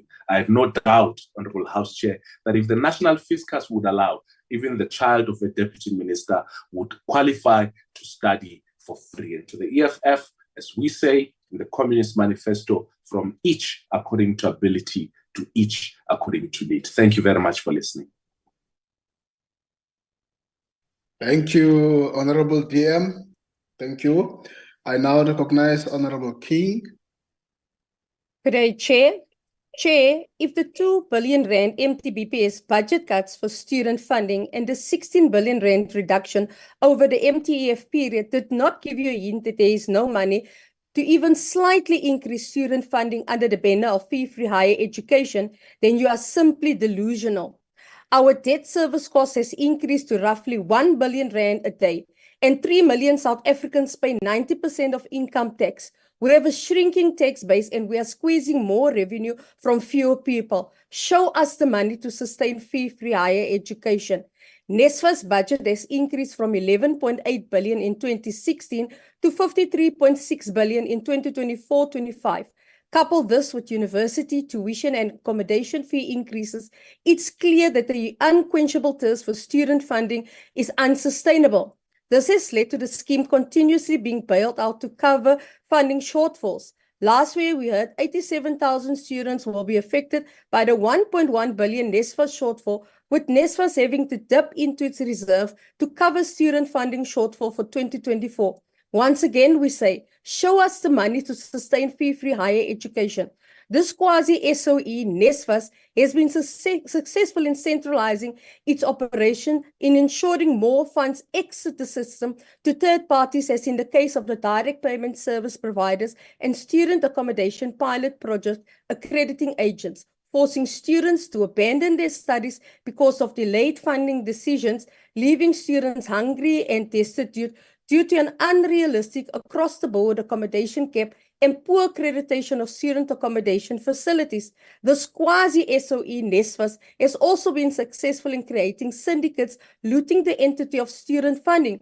Who can forget former CEO Andile Nongogo's collusion with the contracts of the direct payment service providers, and NSFAS chairperson Ernest Kwaza, who had to step aside after being implicated in voice recordings? Under whose watch did fee-free higher education come to light? None other than the minister whose political home, the SACP, allegedly benefited from NSFAS funding kickbacks. This minister has surely shown where the money is to benefit a few at the expense of many. Public servants' income tax deductions are not enough to cover fee-free higher education. So DET is now proposing tapping into the pension funds of government employees through the Public Investment Corporation for targeting the children of public funds. Parents whose children fall in the missing middle will be double taxed to fund an unsustainable funding model. This ANC has shown where the money is, the purse string of public service. The MTT report into NESA's operation and student funding sustainability highlighted, open quote, the current implementation of a fully subsidized model of student support has become unaffordable due to the high cost involved, the dire fiscal situation, and the growing demand for support within the framework of the current policy, close quote. Since 2016, the Hare Commission and the DA has told the ANC government that fee-free higher education is unsustainable, and this has been proven by various African countries who moved away from this model to a cost-sharing model, whereas min as dit by die ANC kom. Since we are the government in waiting, let us show them how we can make more out of what we have when good policy is implemented. Income contingent loan system is a more sustainable approach to ensure funding is available for the next generation. Providing differentiated support to students from different socioeconomic backgrounds, drawing on a range of funding sources through a tiered system of funding will incorporate all students. Loan repayments only when students find employment, conversion of loans into bursaries on good academic performance, give funding to career fields in demand in the job market, decentralize the administrative function of NSFAS to institutions, collaborating with private student accommodation providers through the establishment of a public-private partnership, involvement of the Competition Commission to root out any price fixing between the accommodation service providers. Reiterating this since 2016 has finally caught the attention of the Ministerial Task Force, who fully recommended all of the above policy proposals of the DA. Even the Minister's own MTT team of sound mind at the DA have progressive policies to steer higher education into the right direction. As I echo the words of Rhodes University SRC President, was clear during our oversight in the Eastern Cape, open quote, free higher education means nothing to us, close quote. Matriculants, students, academic staff, and researchers, 29 May is our opportunity to save our future. Make it a good one. Make it a DA one. Staan saam om ons land te red. Stem DA. En ons hou Jocelyn Smith in gebed, wat tot vandag toe nog nie gevind is nie. Dankie, voorsitter. Thank you, Honorable King. I now recognize the EFF. Thank you very much, Chair. Is Honorable Mkhalipi. Please go ahead. Thank you very much, Chair. Fellow South Africans, when EFF government takes power on the 29 May, this is what we will ensure free and quality education to all. 1, the EFF government will introduce free decolonized education for all, advancing issues of indigenous knowledge, sovereignty, and economic freedom in education. 2, EFF government will provide free higher education until a first degree for all and will provide scholarships. 3, the EFF government will cancel all student debts. All students who were excluded on the basis of fees and give certificates, diplomas, and degrees to all students who passed and were denied their qualifications because of outstanding fees. 4, EFF government will clear all historical debts of students, including NSFAS debt owed by graduates. The EFF government will establish a centralized higher education registration system so that students are not required to fill in their details and register more than once. 6, the EFF government will have a central application approach for all categories of institutions of higher learning to make one application for each category of institution. The EFF government will make the central application website free and not require user to have data. The EFF government will provide 2 warm meals per day to each student at institutions of higher learning, as it happens to all other institutions as we speak that is governed by the EFF. The EFF government will allow all students to travel for free on public transport, provided they carry their student card. We call on all South Africans on the 29 May 2024 to vote for EFF to fulfill all these commitments and change the lives of our poor people. Thank you very much, Chair. Thank you, Honorable Kalipi. I now recognize Honorable S.S. Zondo. Thanks, Chairperson. Can I not open my Please go ahead. picture because of the Please go ahead. Honored Chairperson, greetings to you. In a country free of corruption and public official recruiting state coffers, free education, free education, higher education for all does not seem like such a far-fetched idea. However, in the current economic context of our country, it just seems unattainable. Therefore, allow me to adapt to the focus of this debate to topic more suitable for the current economic times, the provision of free or higher education for students in need, those who result qualifies for higher education. The IFP is always advocating for the policy of education for liberation. As His Excellency, the late Prince Mangusu Tuteles, the party founder, taught us that education be used as a tool for liberation. He always advised that we understand that knowledge is the leverage against the oppression. Therefore, the oppression should not be used as a weapon to keep deceiving students away from their lives and the lives of families. If the student has managed to overcome and the harsh place of being part of the teacher's process, yet still manage to change it.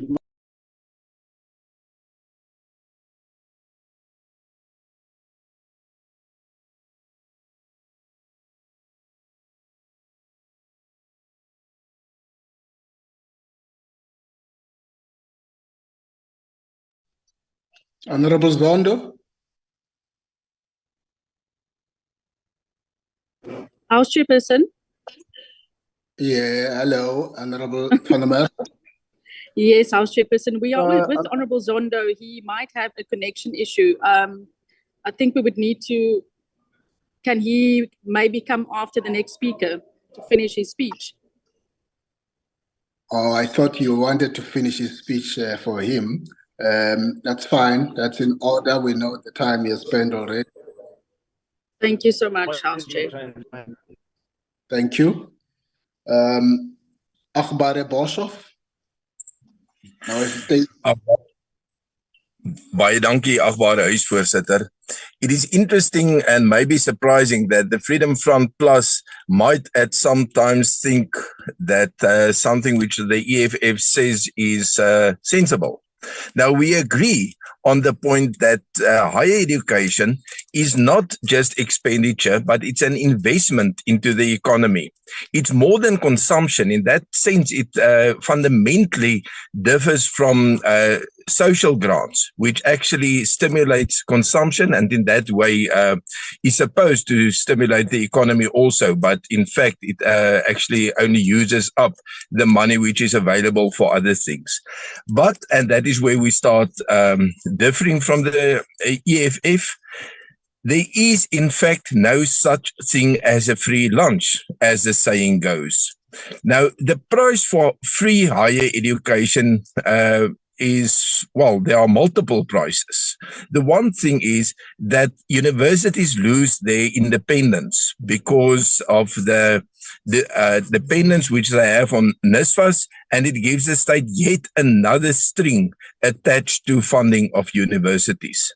Then it also causes higher education to become detached from the market, from the labor market in this case, because students can study basically everything. There's no criteria looking into the employability of students after they have completed their education, their higher education. And therefore, we have this phenomenon of jobless or unemployed graduates. And then it concentrates expenditure, state expenditure into one institution, in this case, NSFAS. Now, that invites two things. On the one hand, ineffectiveness, and on the other hand, corruption. If we look at NSFAS, we see both. There's actually no end to the chronicle horror story of NSFAS. Sometimes it looks as if there are some way of improvement, and then it's back in the old style again. Now, the solution to this would be indeed to turn government or state funding for for higher education into loans which have to be paid back, as there is no such thing as a free lunch. Now, nothing of real value is ever free. If we have loans, there would be less admin problems to determine whether somebody qualifies for the loan.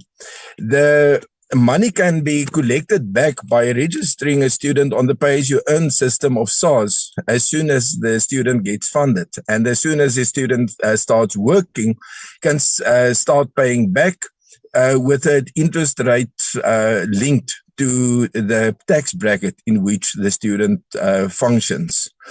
Then there's a shorter time for this investment in higher education to pay back, because we don't have to wait until the person has paid all the taxes in the normal course of economic life, but to look at when they just pay back their loans as it should be.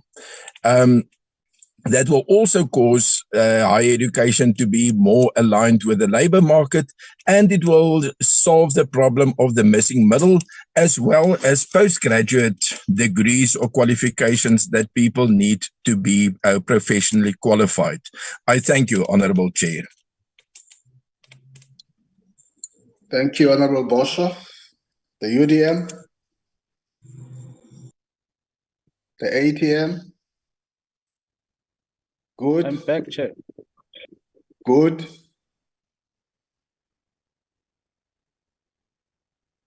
NLP. Sheikh Imam. The PAC. COPE. Al-Jama. We now go back to Honorable S.S. Zondo. You have 2.5 minutes left. Please go ahead. Sorry, Chair.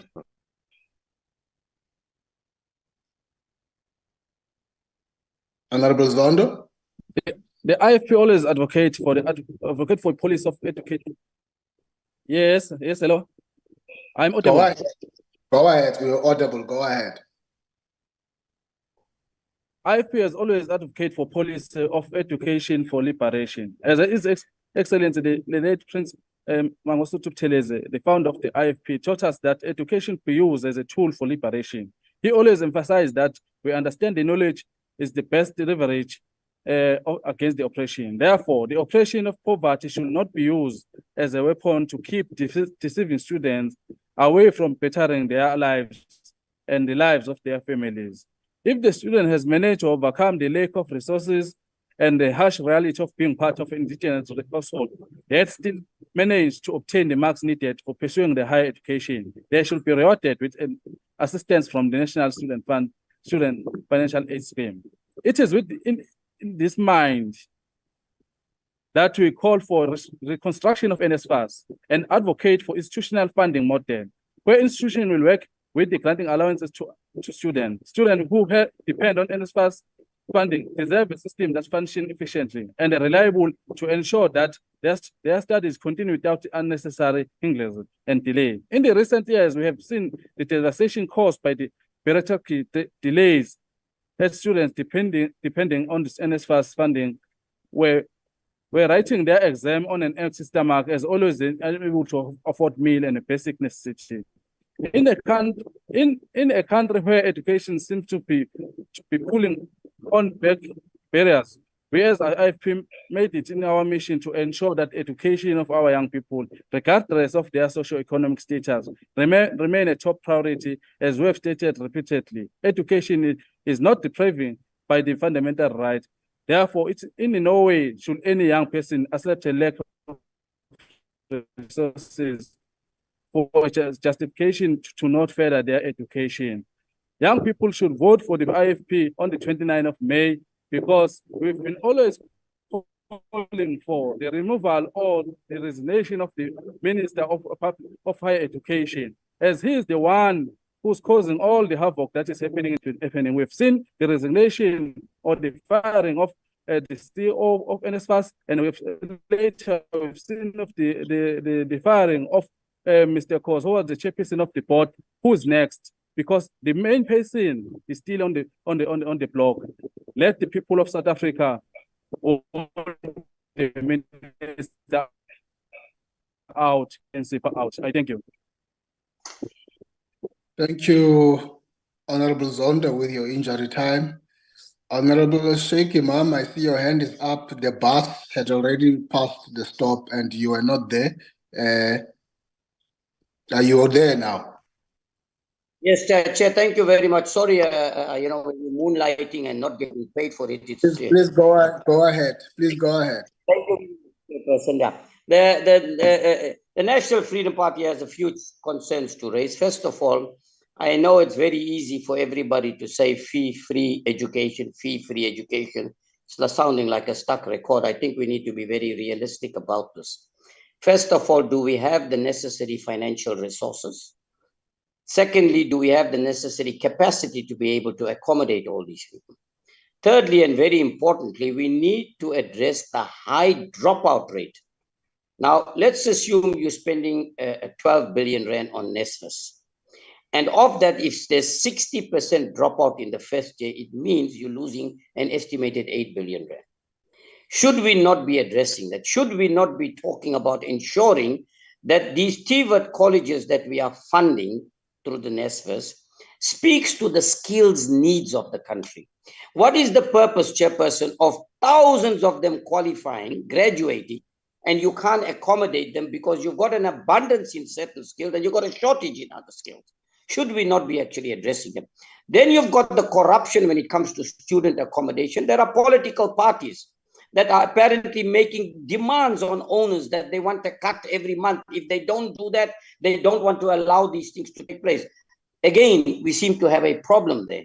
Then it's the issue of whether students are able to be accommodated as far as the transport is concerned, suitable accommodation. But more importantly, Chairperson, where is the mechanisms to monitor that these learners that you're giving them all this money are actually going to college every other day, that they are complying with the requirements, that they are passing, that they are doing the right thing so they can be an asset to society? Now, whilst we say we must provide them with education, we have to provide them with quality education. We have to make sure in the interest of all the taxpayers that they are compliant. They can't be just free for all, just paying for the student financial aid, no mechanism to check whether they're going to college or not, high dropout rates. We can't have those things. We'd rather spend the money on those that are wanting to really study and want to make a difference. Very importantly, like I said, that issue of this curriculum, it's very important, but we don't seem to be addressing that particular problem. So as the NFP, we will support any measure to have fee-free education on condition you get value for money. We seem to be singing that song as the NFP every other debate, value for money. So if we can't get value for money, we need to have a rethink on the system.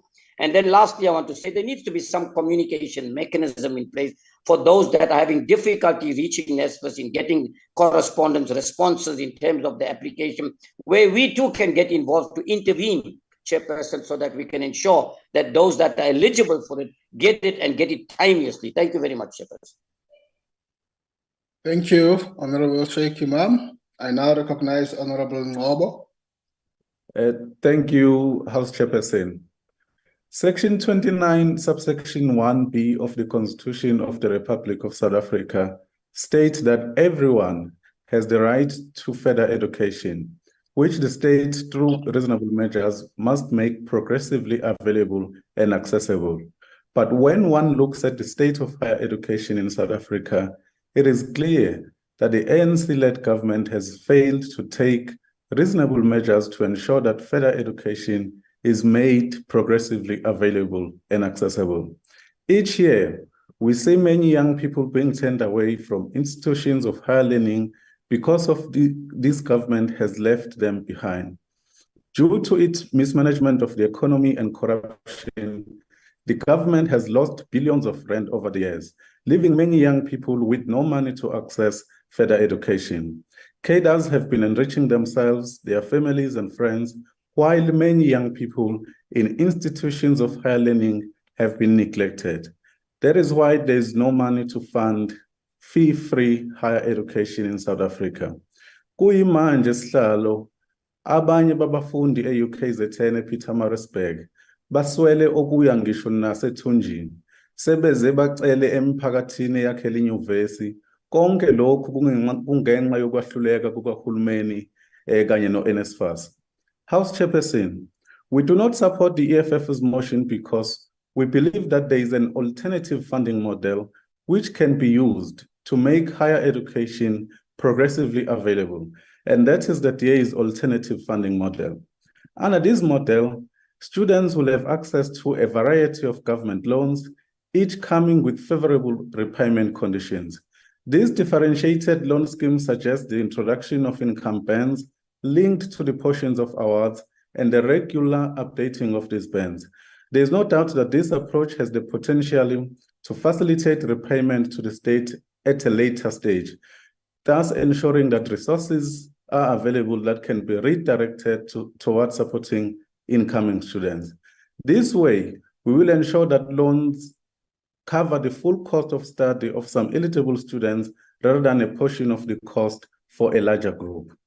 Under a DA-led government, proportional assistance will be provided to those in the missing middle who can afford to pay a portion of their expenses. By using updated criteria, we will essentially fund NSFAS at a higher level to provide proper support for the poor and the missing middle.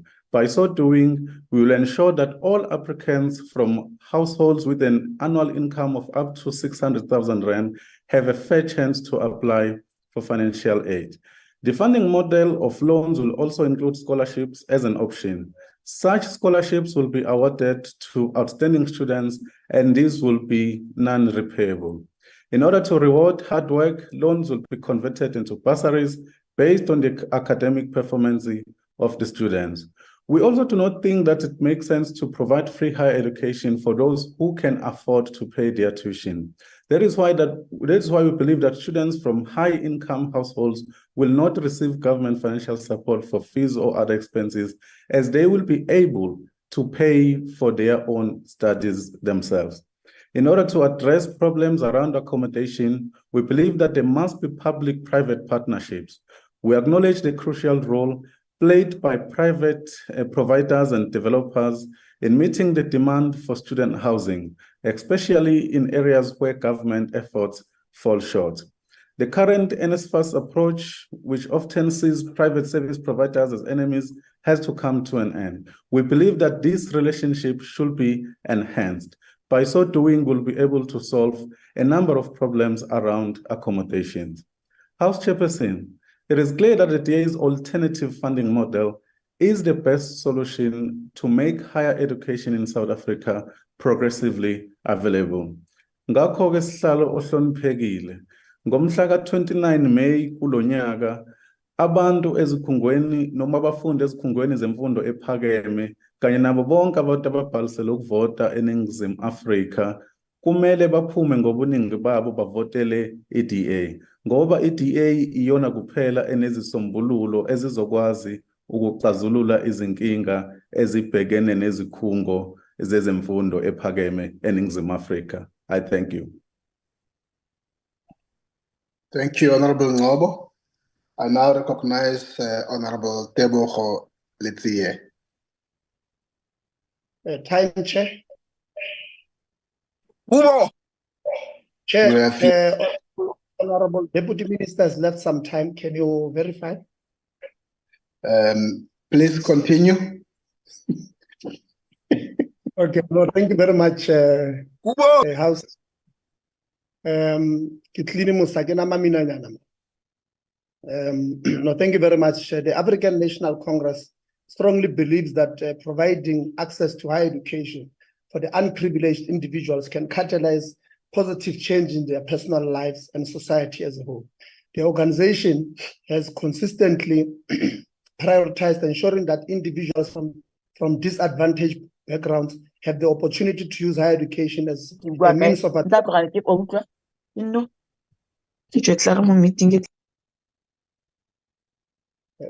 Please protect me, Chair. Transforming their lives and contributing to the economy. Honorable members, it is clear that higher education is important because it gives people the chance to learn specialized skills and knowledge. This can help young people find good jobs and build sustainable life as the job market changes. It is becoming more important to have diverse and well-educated workforce to support economic growth and sustainable economy. We believe that we have equipped individuals over the years to gain knowledge and critical thinking skills. Where many were from economically disadvantaged backgrounds were able to break the cycles of poverty and contribute meaningfully to society. Universities are known for their innovation and research, making them important contributors to the technological advancement by providing access to higher education for those who may not have had the opportunity otherwise. We create a more diverse pool of talent that can contribute to these advancements. This in turn has a positive impact on various industries and leads to economic development.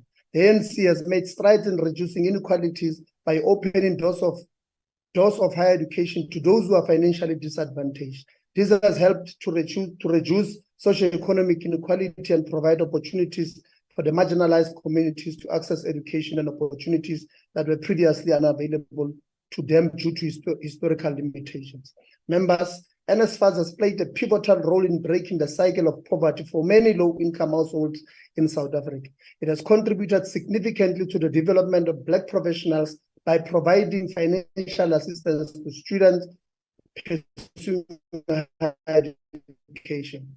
Access to education is crucial in breaking the cycle of poverty as it equips individuals with the necessary skills and knowledge required for better job opportunities.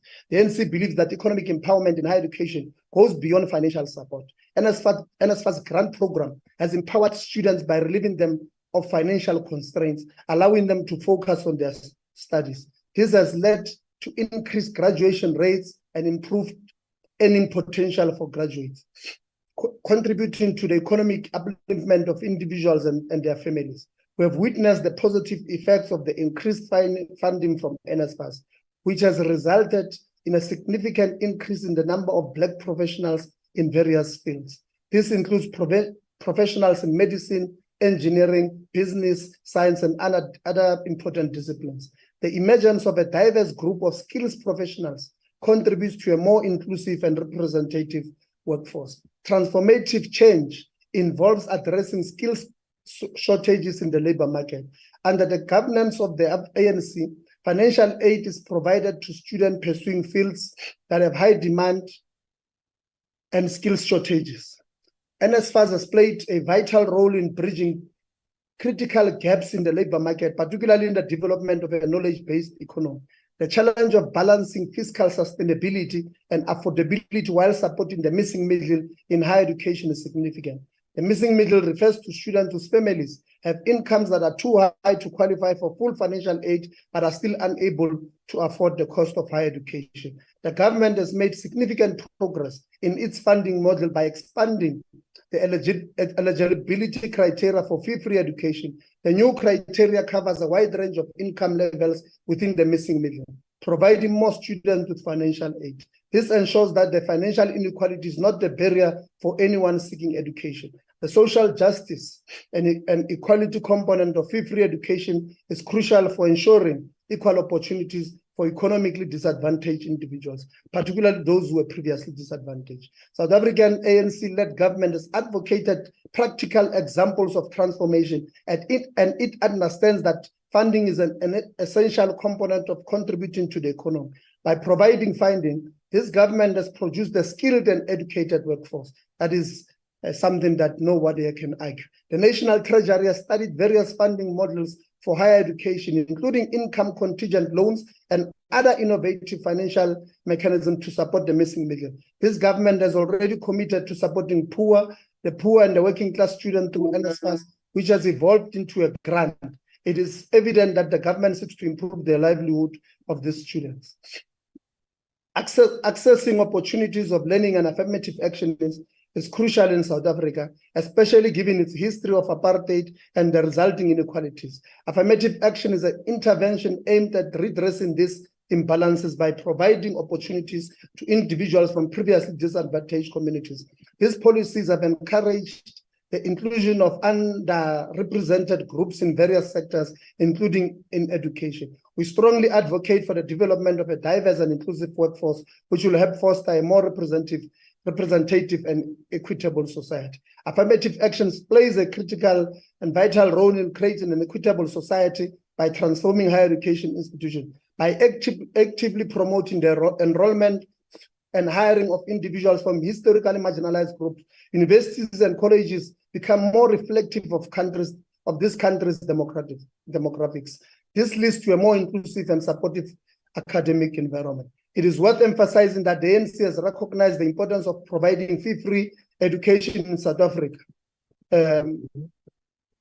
as a crucial measure for promoting social transformation and economic development. These initiatives are aimed at addressing the historical injustices that have plagued the country's education system and creating more inclusive, equitable, and accessible opportunities for all, regardless of their socio-economic background. The NC understands that education is a powerful tool that can break the cycle of poverty and inequality, and that by investing in quality education, the country can build a more just, prosperous, and sustainable future.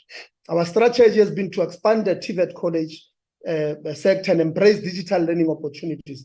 This has enabled us to increase the supply, skills-trained education, which has helped address the demand-supply gap. TVET colleges have recognized the importance of providing industry-relevant curricula to their students. To achieve this, TVET colleges have taken several measures, one of which is close collaborations with industries. These partnerships allow TVET colleges to tailor their programs to the needs of the job market, ensuring that students are equipped with the skills that are needed. We have seen post-COVID that the digital learning opportunities can extend education beyond the physical constraints of traditional institutions. Online courses and e-learning platforms have provided flexible options for NEET youth to upskill or complete their education. Combining traditional classroom teaching with digital elements creates a blended learning environment. This approach caters to different learning styles and allows students to access resources and material environment. And maybe at this point, Chair, I must skip and go to try and respond to what our Dinsolos would have said. I think maybe let me start with what the DA would have said at SONA with their Dintswalo called Honorable Dintswalo Kakao. She said NSFAS would have a budget cut of 1 billion less this year, and that will result in 87,000 students not being funded. Well, let's do a simple mathematics here. I think those of you who have calculators, you can help me with this one.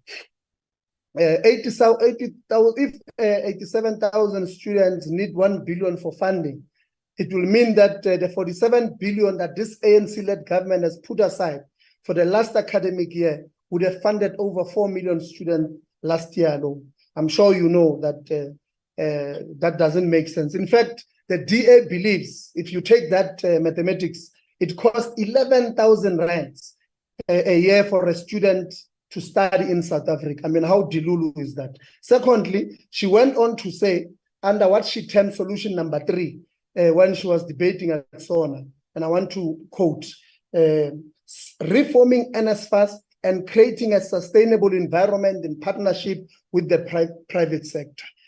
I'm sure you can hear that.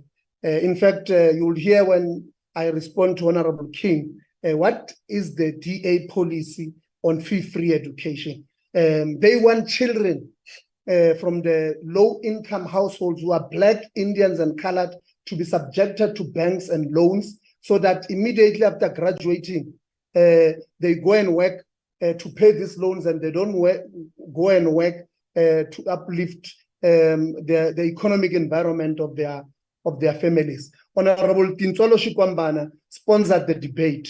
He claims they are calling for fee-free education, which, by the way, we are providing, as Honorable Deputy Minister would have said, we are providing fee-free education to those we can afford currently. Dintswalo Shikwambana himself is a child coming from Mpumalanga, rural province of Mpumalanga. He attended a free primary schooling, attended free secondary schooling, and did well for himself to get into an institution of higher learning. Guess what? Funded by NSFAS, he graduated, you obtain a university qualification, a truth in Tswalo, who is the program or a product of this ANC-led government policies that he wants to come here and disregard. Tintswalo Shikwambana again wants to mislead the nation by saying that Minister Blade was caught on audio recordings. South Africans can listen to that audio. There is nowhere where Minister Blade is there on those recordings. Even that order, NGO, Chairperson. That thing Chairperson, order. Say that Minister Blade is on the recordings. So Tintswalo, Chair, I'm calling for an order. Just a pause, Honorable. Let's see, just a pause. The point of order, Honorable Mkalipi. Chair, Honorable Shikwambana is not Tintswalo. So that person in the podium must stop calling Honorable Shikwambana as a Tintswalo.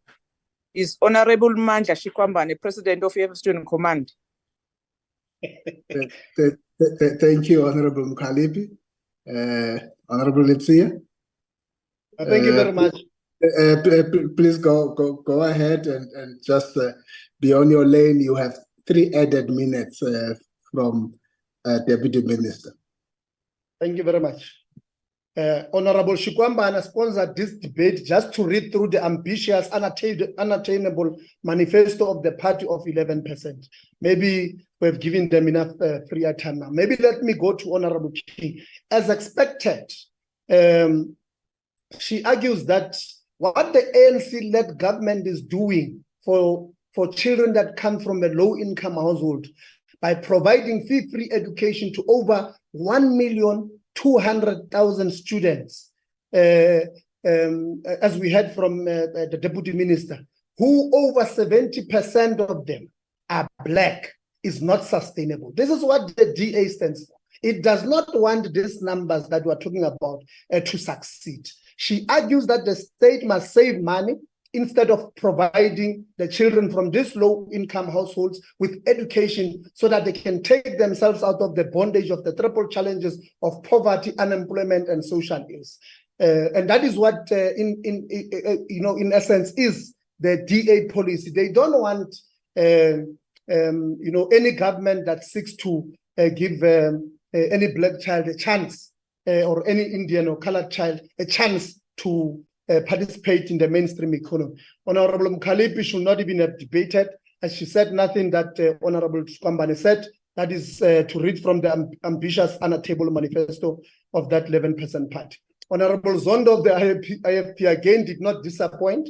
He had absolutely no point to make except to lure unsuspecting voters by mentioning the late Prince Mangosuthu Buthelez's name. May his soul rest in peace, hoping to ride on the sympathy of voters out there. So there's nothing there to respond because he said nothing. Honorable Boshoff, it is interesting that the Freedom Front Plus has openly, for the first time I've had the Freedom Front Plus openly disagreeing with the DA on the importance of education, while the DA says you must save money and have the poor remaining poor. You are saying let's subject them to loans and all of this. So I don't know how that moonfloor pact of yours will now unfold, having seen that at least you have openly disagreed with them for the first time. You stand for what you say, we must loan poor Black, Indian, and colors to get education, because for you, with these Blacks, Indian, and colors graduate and start earning a salary, they must not progress. They must rather concentrate on paying off the loans so that they remain poor for the rest of their lives. We see you. I hope our voters at home also see you. Honorable Sheikh, just a point of correction. NSFAS students actually accounts for 80% of all graduates at universities, and it's not them who are dropping out early. The Honorable Ngobo of the DA has come out to say that Blacks, Indian, and colors must be subjected to loans. He only said this, and I want to, speak for him now. He only said this to avoid being sent to Harvard, because there in that party, if you say contrary to what those who are with a light pigmentation, who don't want you to support your own black brothers and sisters, Indian and coloreds. They send you to Harvard, as it has been seen by many others. So the people of South Africa, you've heard all political parties speak here today. I'm sure you now know who has the best interest of those coming from low-income households as far as tertiary education is concerned. We will continue to fight for those who come from low-income households to get fee-free education. Maybe at this point, I must say that we are indeed concerned, as we have said many times, we are indeed concerned about the state of NSFAS itself, not the institution, but the personnel working at that institution. We want a workforce at NSFAS that understands that every single hour they don't disperse funds. It's a single hour, or it's 1 hour too much for a black child who has absolutely nothing in his fridge or her fridge. It's a 1 hour too much for a child at this university who has absolutely nothing to look, to get into their stomachs. So we want to ask those people who are working at NSFAS that you can continue to take long to respond to appeals of students. You can continue to take long to give our kids, our students at these universities,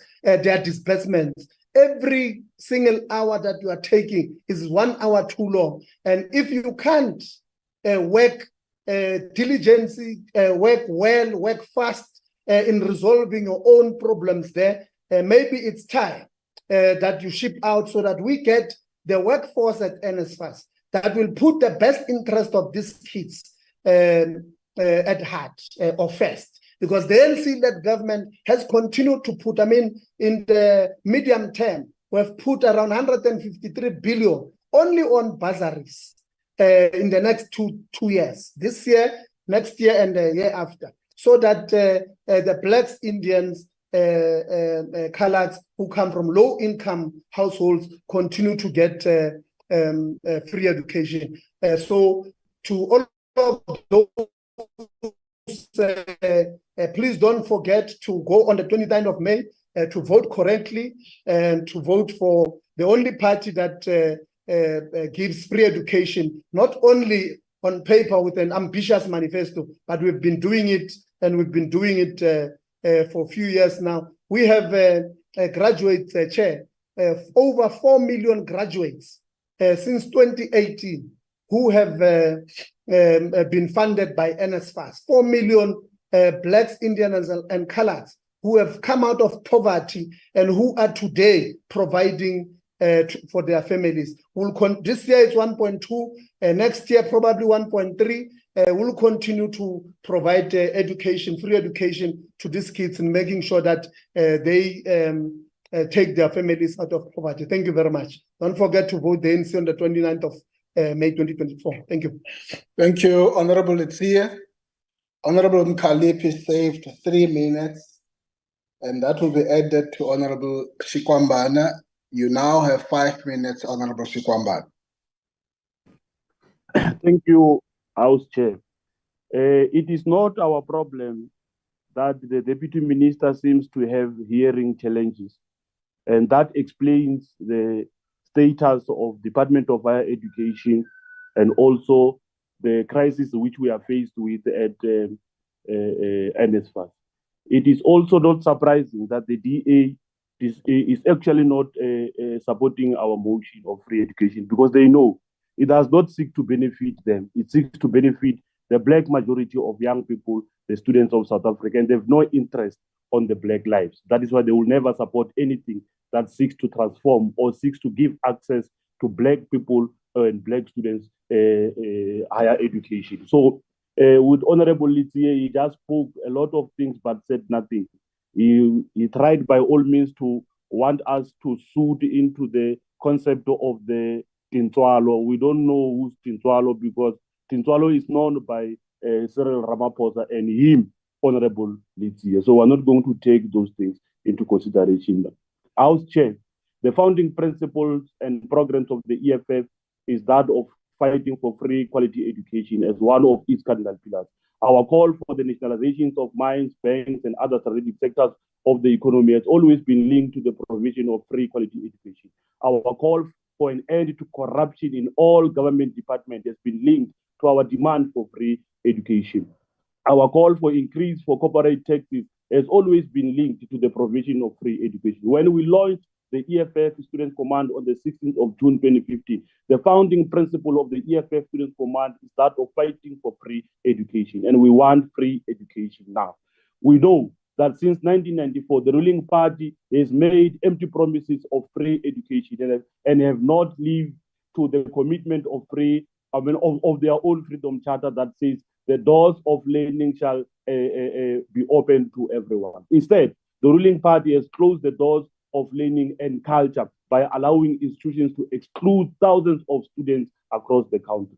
Free higher education for all in South Africa is possible, and that is needed is the will of politicians to introduce free education for all. In the immediate, the government must illegalize or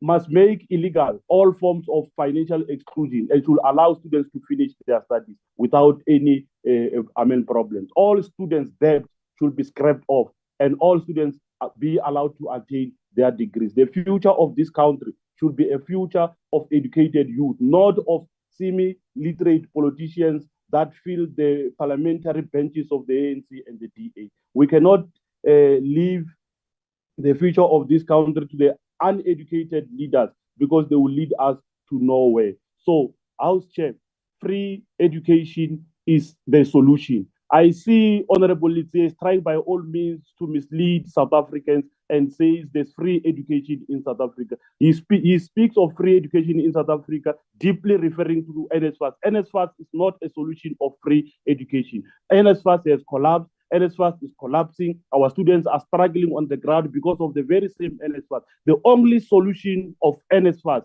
is quality, free, decolonized education that is going to be given to all qualifying students with academic merit that must be allowed to go to the institutions of higher learning without any form of going up and down, applying for a funding in a form of NSFAS that you have to even explain to them how poor you are before they can give you an education. And education should not be treated like that. If we are serious about giving South Africans education, we should deliberately give all qualifying students free education and access to higher education, not in a form of loans like the DA wants, not in a form of NSFAS like the ANC speaks about, but in a form of a dependable, free, decolonized quality education for all. Thank you, House Chair.